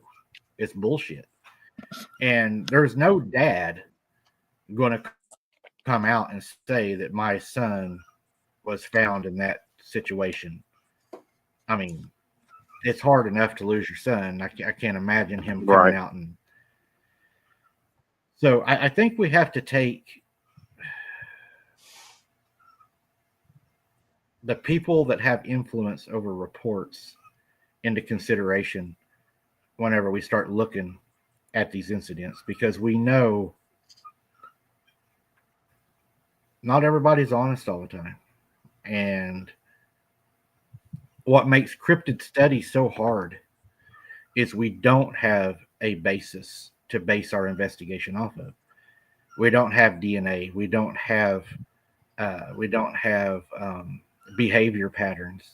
We don't have MOs. We don't know. But we do know familiarities with these creatures, that they like to beat on houses. They like to throw rocks. They like to, and establishing this with other investigators is important as to try to build a better understanding of their behavior. They taught us in our investigation schools that, half of finding out a case is the psychology of the case. It's all psychological. Everybody acts in a way. There's a reason. There's a reason for the action. And like Harley having hitchhikers come home with him, that's my largest fear. I don't want to bring something home that's going to hurt my family. Right. And that runs through the back of my mind. I mean, even on the way home, you hear something hit the car, you think, oh my God, is there something on the vehicle? What am I bringing home with me? Like Harley, he said, he doesn't like to go out in the dark. I mean, I got scared in the daylight on a trail, and I left. I'll admit it. I got scared in broad daylight, and I could not continue down that trail any further. I was mad at myself. I was like, man, why can't you walk to the end of that trail? But man, I felt like there was so many things watching me that I don't know. It was just a sense of wanting to run. And it was pure. I mean, it was plain daylight. Wow. Yeah, it don't take much. When you step into their zone, it's just a matter of time before they flip a switch on you. What do you think about one call out? Huh? Go ahead, Scott. I was just going to say, what do you think the tree knocks are for? Is that to tell the other Bigfoots or cryptids that there's a human in the area? Yeah, I think so. I think they can make it with their mouth too. I don't think they carry. I don't think they just go walking around carrying a stick all day. Right. I think they make it with their mouth. Honestly. Yeah. And what about? I always believe when they start throwing stuff at you, they want you to leave. You agree with that? Yeah. I think when you start seeing stuff flying, it's time to get out of their area. They're sick of you. Yep. I've not had that happen yet. Just the curious natured stuff. Right. Or to get my attention. I'm not the brightest crayon in the box, so I kind of push it whenever those things start happening. I get that adrenaline rush, and then I end up regretting it later. I think, what was it, Scott, that one night? What did I call you over whenever you said that was the first time you'd heard me scared? I can kind of remember, man, I got the hell out of there. Yeah, I can remember you calling me and scared to death. I can't remember what it was. I've had some times that, I just did not want to be there. It was, I didn't think I was going to get out of there a few times, to be honest. That time you got lost in the woods was a little scary there. Yeah, getting turned around is uncomfortable feeling, because then, I get lost in the woods all the time. What? You start looking. Oh God, it was a bad night that night. Have you ever heard a baby crying, Harley, in the woods? The baby No, sound? I hope I don't. That's scary. Yeah, I couldn't handle that. I'd be going to it. And a little girl's voice talking to you from the woods. I've had the baby cry. Yeah, I had a little girl talking to me. Calling for its mama. Mama. No, Yeah. thanks. That's Sarah. Sarah's mama. I tell it to go to Sarah. Go to Sarah, baby. Go to Yeah, Sarah. send the babies to Sarah. Oh. So what's your next big thing coming up, Harley? Oh shit. What's your next big? Well, other than the book, I'm gonna try and get some more tracks casted. I gotta get some more of this material ordered and in. I'm gonna attempt to get more cameras out in different locations. I'm running 3 or 4 different cameras right now, but I like the system that I have going. One facing another, facing another, facing another. Yeah. But other than that, I just go. I don't really have no. I just try to get the awareness out there, honestly, and that's just my biggest goal anymore with anything. Honestly, just let the awareness be out there and have the physical evidence, not just for me but my kids, and have a legacy behind. To have them. Dad was gone all these times, but Dad found these things. And Dad knows they're real, and we know they're real. That's the biggest thing for me is my kids and my grandkids. Good Lord willing, if the world's around that long. Right. Harley, have you ever did Kate's? Oh, sorry. Have you ever did Kate's Cove at nighttime? No, I don't go out at night by myself. No. Okay. I don't. No. Kate's Cove spooky enough in the day as is. Right. Yeah, I've seen people do it and film walking around Kate's Cove at nighttime, but I didn't even think you were allowed to walk around there at nighttime. You are. There's certain instances where they will let you in, but I won't go out there at night. Now, is the campground at Caves Cove is it in the loop, or is it just before you get to the loop? It's just before you get to the loop. Okay. Right before you get to that straightaway where you get to the entrance, that campground's right there on the left. Okay, yeah, because that's where the horses are, right? The horses are, you can go that way to get to the horses. Okay. Yeah. Yeah. Harley, you have to, when you get some free time, come down here and go out with me. Oh Lord, that's a haul. May make a special occasion just for that. We'll make it special. I was just gonna say the same thing to you, Harley. If you're ever interested, I actually just recently have an invitation to check out a place up here by me that I'm going to be investigating. And again, we could talk off air because it's kind of hush hush at the moment, but you'd be pretty interested in it. It's a good place. So okay. But I'm up here in Wisconsin, so. Oh Lord, I know that's a haul too. Lord. Yeah. But it would be worth your trip. I could guarantee you. She's a cheesehead. And you can bring some cheese home too. Yeah. All of us. Cheese and Kringle. Oh Lord. Yeah, I got. So do you have a name for your book, Harley? Do you have a name yet? Oh boy, that's the $1 million question. I can't come up with a name on it that saved my life. Like, I've got all kinds of names jotted down. I just can't pick up what the one I like yet. So whatever it is, it's what it's going to be, and I'm not changing it. Hey, I just want you to know I enjoy your work, enjoy your channel. You get your book figured out, you get a name for your book and everything, shoot it over to my Facebook page, man. Anything you want to share over there, I'll let my moderators know. You're more than welcome to share anything on my page. And in fact, it's nice to be able to talk to you, to talk to a fellow boots on the ground. I got something I want to show you, and I want your opinion on it. I actually have the video. Now, you have to remember this in my area. As far as I know, in my area, there's no alligators. I caught something on video at the lake. It screamed at me. Whatever it was, it screamed. So it's able to scream. And last I checked, alligators can't scream. Was it in the water? But no, it's on land. And I hadn't even set up completely to go out. So I think I recorded it on my phone. And so I'll play it and I'll let you take a look at it. And I tell you what, I still have not figured out what this is. And it's freaky looking. Here it is.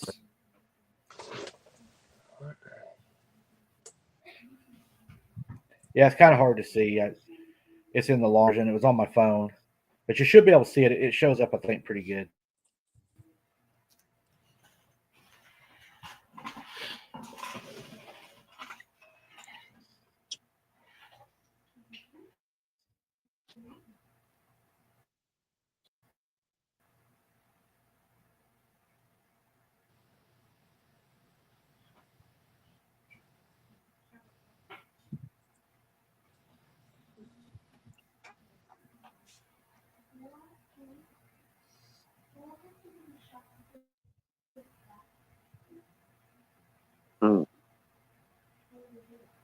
I have no idea what that was. There's all kinds of crazy shit in this world.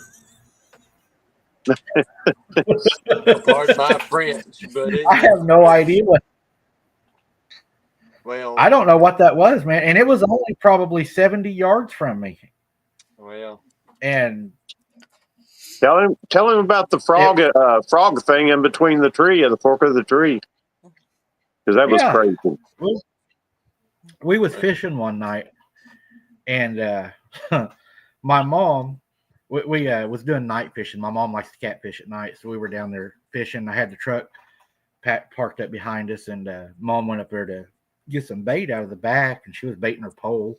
And she was maybe, I don't know, 20 yards from us, from the lanterns and all. And we were sitting on the lake, and she yelled at me. She said, "Come here." So I was sitting in the lanterns, so I walked up to her, and the light still shined up there, but I was still kind of blind from the lanterns. And she goes, "Look in the fork of that tree." She's whispering to me. And I look over, and I see something green in the fork of the tree. And I'm thinking it's a big bullfrog. And I said, "God, that's a huge bullfrog." And Mom's like, "You better look again." And as my eyes start adjusting, I see these two big yellow eyes, a green face with black dots on it, and the eyes are blinking.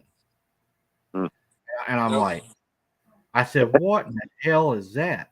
Well, I thought about it, ran through my mind. The first thing that ran through my mind is shoot it. And then I got to thinking, if I shoot this thing, if I wound it, it may be more dangerous wounded. How many more of them are down here if I do kill it? They're going to get mad, So Mom, we just decided, me and Mom, to pretend like we didn't see it, to just move on. And we went and packed our stuff up and we left. I went back the next day and I measured from the bottom of that tree to where the face, would have to sit in the fork. And it was like 7 foot 2 inches. That's a big frog. Yeah. We could eat those legs for months. I was gonna say, imagine eating them frog legs. a lot bigger than what I wanted to even mess with. I don't have any idea. The weird part is, and I told Scott about this, there was another encounter we had. This encounter, I felt like, this is one of those I feel like it would have hurt me. We were fishing, me and my mom, my kids were fishing, and we're sitting on the lake.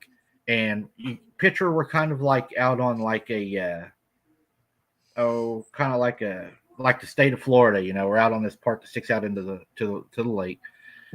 And I look up behind me, I hear something walking, and it's walking down the bank of the lake. There's no trees, so it's pretty clear, it's sandy. And it looks like somebody's walking, but it looks like they're hunched over in their back, like they got a hunch in their back. And I'm watching it walk toward us. And of course, having my mom, the kids there and everything, I was armed. So I start walking toward it to meet whoever it is before they get, to everybody. Because, this is like, 1, 2 o'clock in the morning. And I start walking toward it. And I'm like, "Hey, how are you?" Just to try to start conversation. Nothing. And I'm like, hey, how are you? Nothing. Mm. And then it starts like doing this stupid growl, like trying to scare me. And I said, dude, I'm armed. My family's up here. I, will defend them, to put it nicely. And whenever I said that, it laughed like a, like it was funny. Mm-hmm. And I drew my weapon. And whenever I drew my weapon, I carry it's a arms core Kydex. So when you pull it, you can hear the plastic, when you pull the weapon. So when I pulled my weapon, it did kind of duck away and it went up through the trees. So I knew then that whatever this was, it did have a fear of firearms. It was understanding what I was saying. Yeah. So we all loaded in the truck, rather than stay and put everybody at risk. We decided, load the kids up. Let's just leave. It ain't worth it. So when we're leaving, you have to drive through these trees that are like a trail through the trees. You got to fit through the trees to get out of this place. It runs up, grabs onto my doorknob, and starts poking the button in and out, pulling on the door. And then it took off. So whatever it was, it tried to open the door. So a lot of thoughts go through your mind. You're like, and I never did it before at night, but I get to thinking about things, when you lay down at night, you're like, what if that night the kids would have wanted to ride in the back? Wow.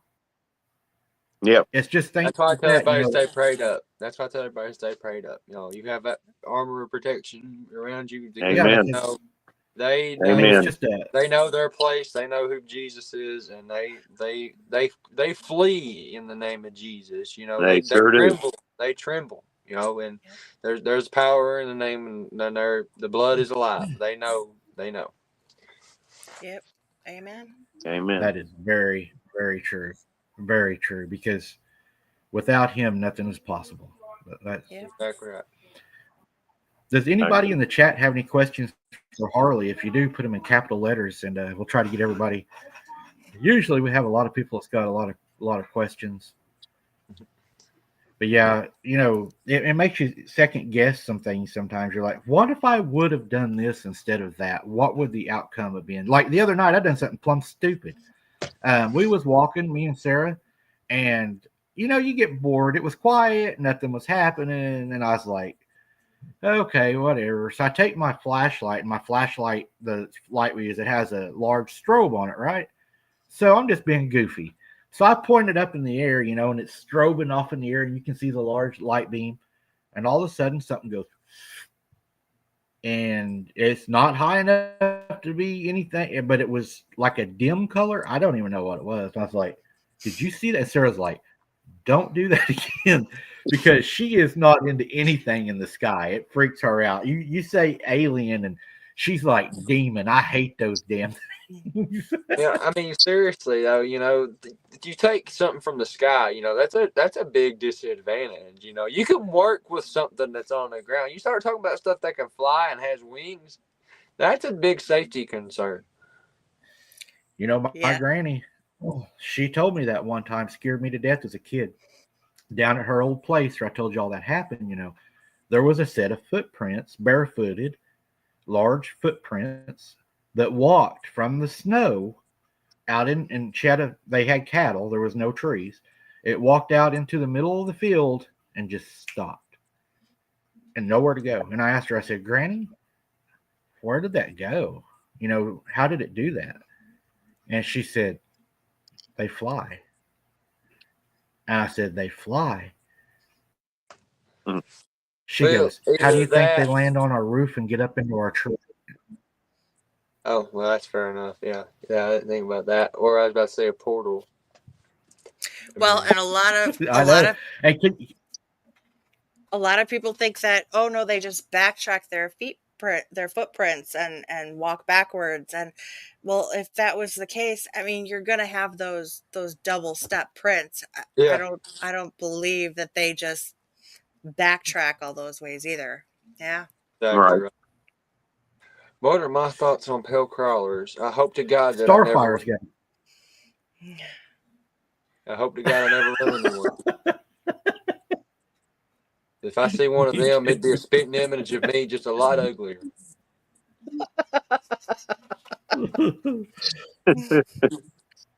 Oh, Let's Lord. see. I probably talk about 25-inch footprints he found in the latest video. So yeah, I checked my cameras. As soon as I got camera 1 down out of the tree, I walked down into that flat. That's an area that I've had a couple of experiences in. That's why I put the cameras there. I seen it instantly. I was like, that's a footprint right there. And I put the tape up next to it. I put my machete up next to it. I mean, just for scale, it was a little bit bigger than my machete. So, I mean, that's a pretty good size footprint. Massive. And that wasn't the only one I found. I found another one. It wasn't as good as the other one. But, you know, I got pictures of it and video, so it's on my channel. It's my newest video on my channel. So I was tickled to death with that. I just wish I could have got it casted. It's rained since then, so I'm sure it's probably gone by now. So, yeah, I was really disheartened not having any casting stuff because that would have topped the one I already have. Definitely. Yeah, the one I have and now. the name of your impressive. channel. And you can go ahead and tell everybody the name of your channel too, so they know how to find you, Harley. I've been in the chat room, Bigfoot reports and data. I'm almost at 2,000 subs. I tried posting the link. It wouldn't let me post the link in the comments. I don't know why, which is weird. But I'll type it out in there in the chat. I don't know. It's Bigfoot. I don't know anything about that. Yeah, normally you can copy and paste the link. And also, if you want, you can check out my Facebook group. I have almost 6,000 members in there. Just any social media platform, you can find me on there. So it's pretty quick and simple and easy to find me on most platforms.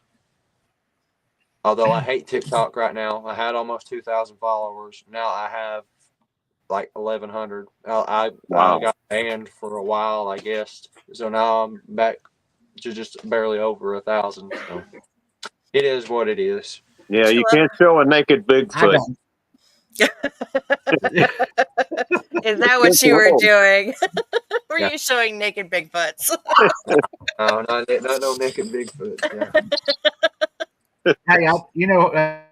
Hey, TikTok made me mad too, Harley, because I busted my romp to get 1,000 people, and I was going to stream to them, and then come to find out, China won't release the RTMP code to stream to them. China. They want you to go buy their app. They want you to buy their app to be able to stream to them now. And I was like, what in the world, man? Money. That's the real reality. It is. Yes, it is. 100%. And the more you buy into it, it's like the more they can censor you. You know, the more control they have. That's all their game is, censorship. Yeah. Absolutely. Right. Yeah, we already got people trying to join the Facebook group. Look at that. Good. Sweet. Good deal. Yeah, thank you. Yeah. Yeah, Harley does a lot of what Scott Carpenter used to do. He's in the same area and tries to follow some of the stuff he did. So he gets some good stuff caught on camera. I try to. I always say I like to think some of my stuff's good, but not as good as what Scott's is. Scott. Right. He's the greatest to ever do it. Yeah. Yeah, it was a sad day when we heard he passed.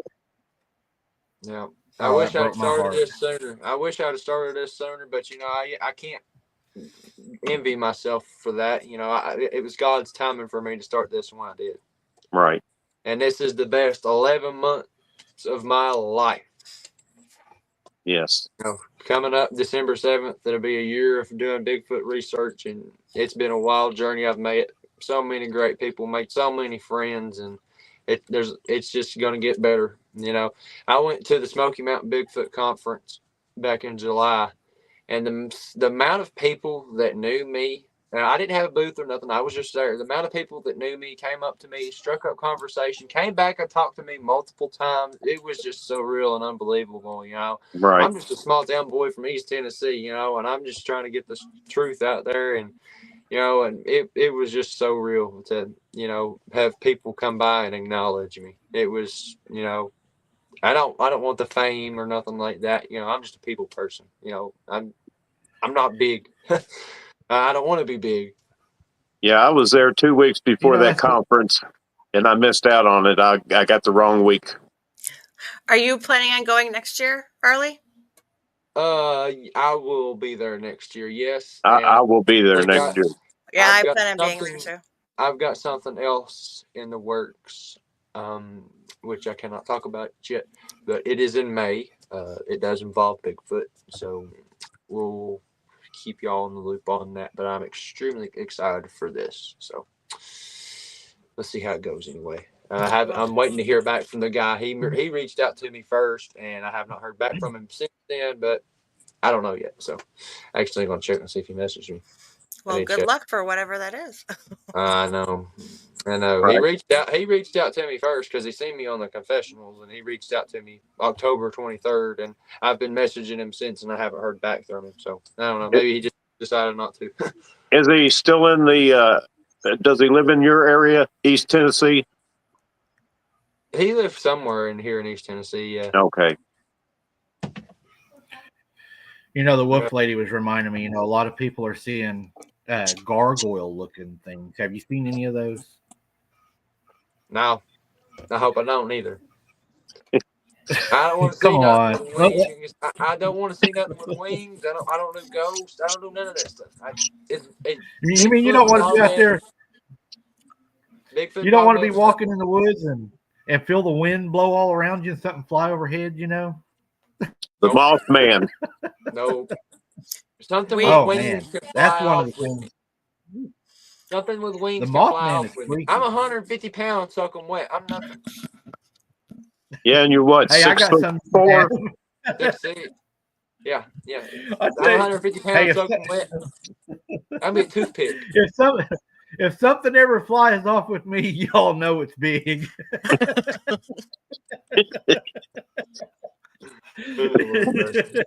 It ain't gonna be nothing. But Oh, small Lord, things. Mike. It's gonna Yeah. have to have some lift. One of the researchers up here, Lon Strickler, he does like winged creature type. Oh, I know Lon. Oh, Yeah. Lon. So he's been getting quite a bit more reports of these gargoyle creatures up here. Well, actually, I'm in their group chat. I'm a part of their team. Yeah. He said there was a group message. I can't remember what it was. It was just a couple of days ago. Yeah, right here. This happened Monday. Yeah, I was gonna say it was just recently, the gargoyle encounter. No, not a gargoyle, something else. Oh, did I read that wrong, or was that a different one?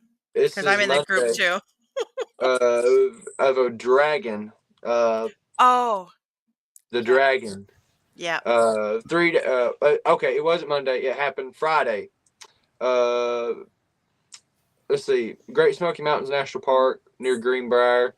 He's going to be posting an account whenever he posts it. It was playing chicken with 4 cars, diving in and out in a line of 4 cars.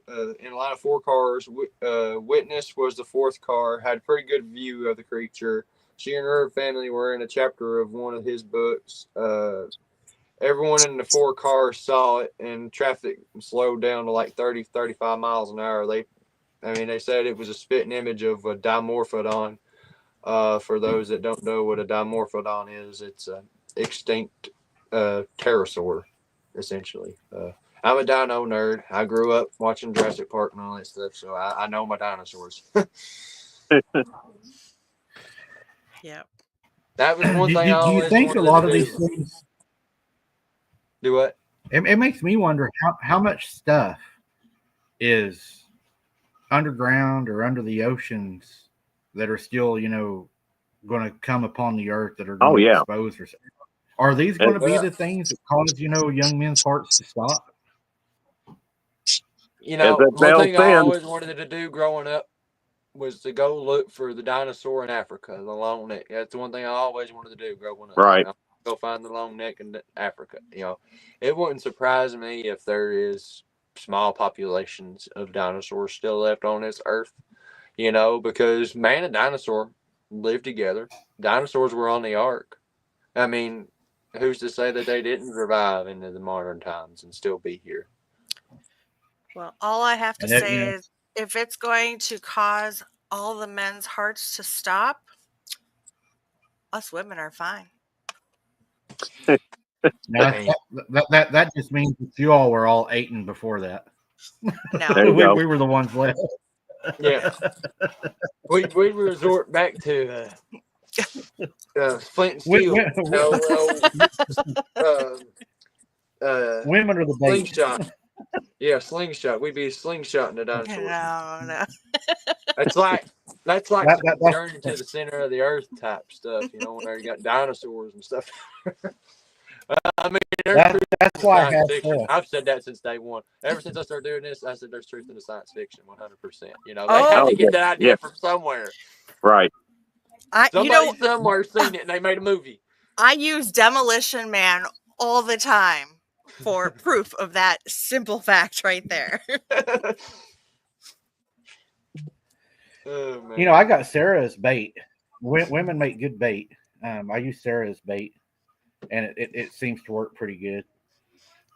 Well, but she can outrun you, right? Well, unless I put one in her kneecap. No, Okay. That's cheating. That's cheating. No, see, that's why he starts running and then tells her to run afterwards because Right, he says run. Yeah. Right. I gotta have the head start. Yeah. I tell you what. Well, one thing about it, I'd be safe. My 4.5 foot long legs. I'm all Harley, legs. Harley, do you watch Expedition X and the one with William Shatner? Because they did a documentary on that brontosaurus or whatever it is that's in Africa. Oh, Michaeli and Bimbe. Yeah. Yeah. I ain't never seen it. No. Yeah, it's pretty interesting. There's all kinds of old pictures and stuff from that, and apparently they found footprints and stuff. But one can only hope. My inner child can only hope that is still out there. Oh, speaking of which, did y'all see the newest picture of the Loch Ness monster? No. The sonar I haven't scan? seen that. Not yet. What? Uh-uh. Hold up. Hold up. Wait a minute. Uh-oh. So this came from a sonar scan from the loch. And this is unbelievable, y'all. Like, this is crazy. Just not a flip, not like the last one, just a flipper. No, it ain't a flipper. It's the whole thing. So, you can see it's just down scan from the sonar. So what the sonar does, it shoots down, and you can see what's underneath of it. And what this sonar picked up has 2 flippers, a tail, and a long neck. Check that out. Oh yeah.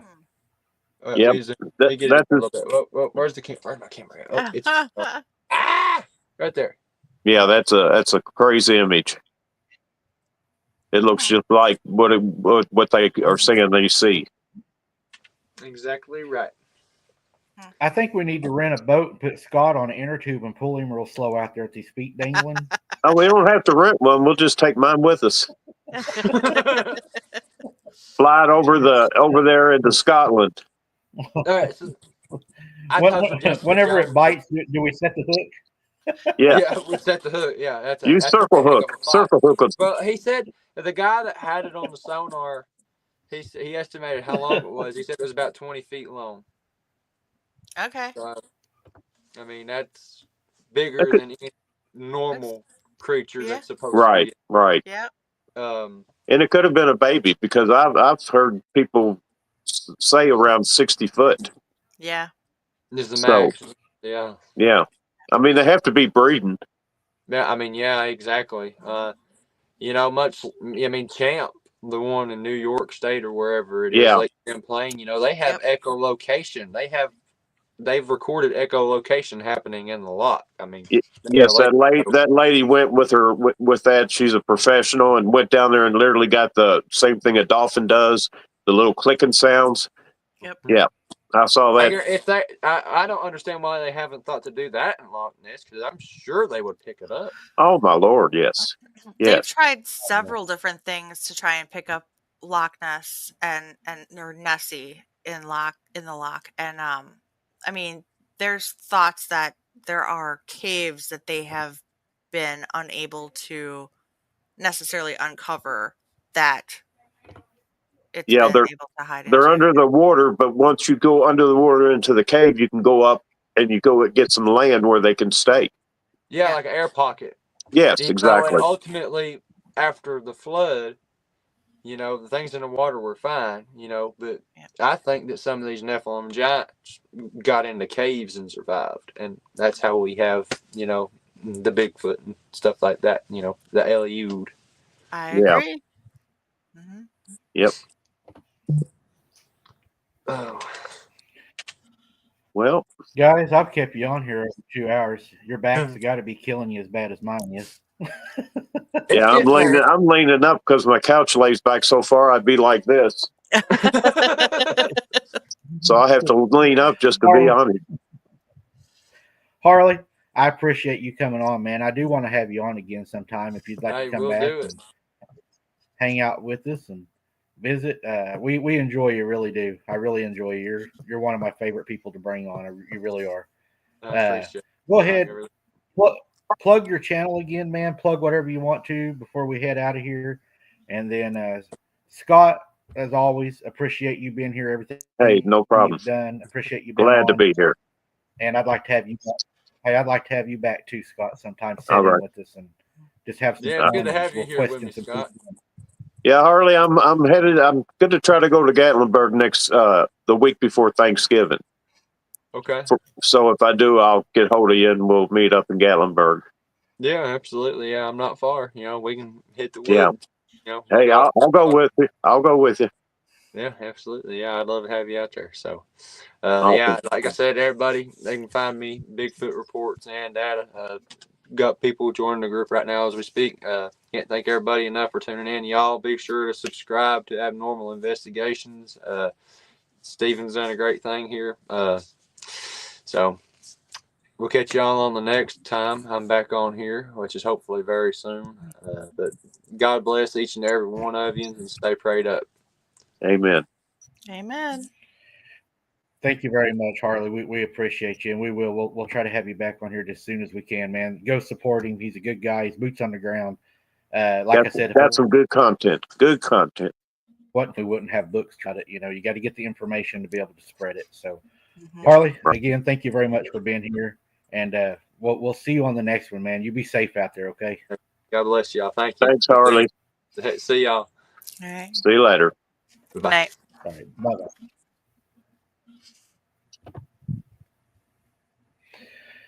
And you too, Scott. You come back and hang out with us again. I will with no problem. And enjoy having you here. And we'll have fun, and we'll have some people on here, and we'll question them and probably make them think we're crazier than what we are, but that's okay. Well, that's for sure. We definitely that. All right. That's for sure. Scott, well, you take care. Go rest your back. That's what I got to do. I got to stretch my back, or I'm going to fall out of this chair. Good night, family. Good night, everybody. And thank you for having me on. I'll be back. Thank you, Scott. Night, Good night. Scott. Bye, Jesse, Mike, and family. That was a great live, guys. We appreciate y'all showing up tonight, supporting us on that. Harley, I think we had a really good talk. We're going to have him back pretty soon. It's nice to have another person on here that boots on the ground. I always enjoy picking people's brains and trying to find out what they're finding out on their end of the spectrum and what's going on. You can always use that information. Always try to get as much information as you can so you can compare it. Jesse, my back is killing me, so I'm going to let you go ahead and I'll let you have your ending statements, and then I'll close it out and we'll take off. Well, I'd like to say thank you, everybody, for joining us tonight. Much appreciated. As always, you guys wouldn't be here if you weren't here. So thank you, and keep on truthing. God bless.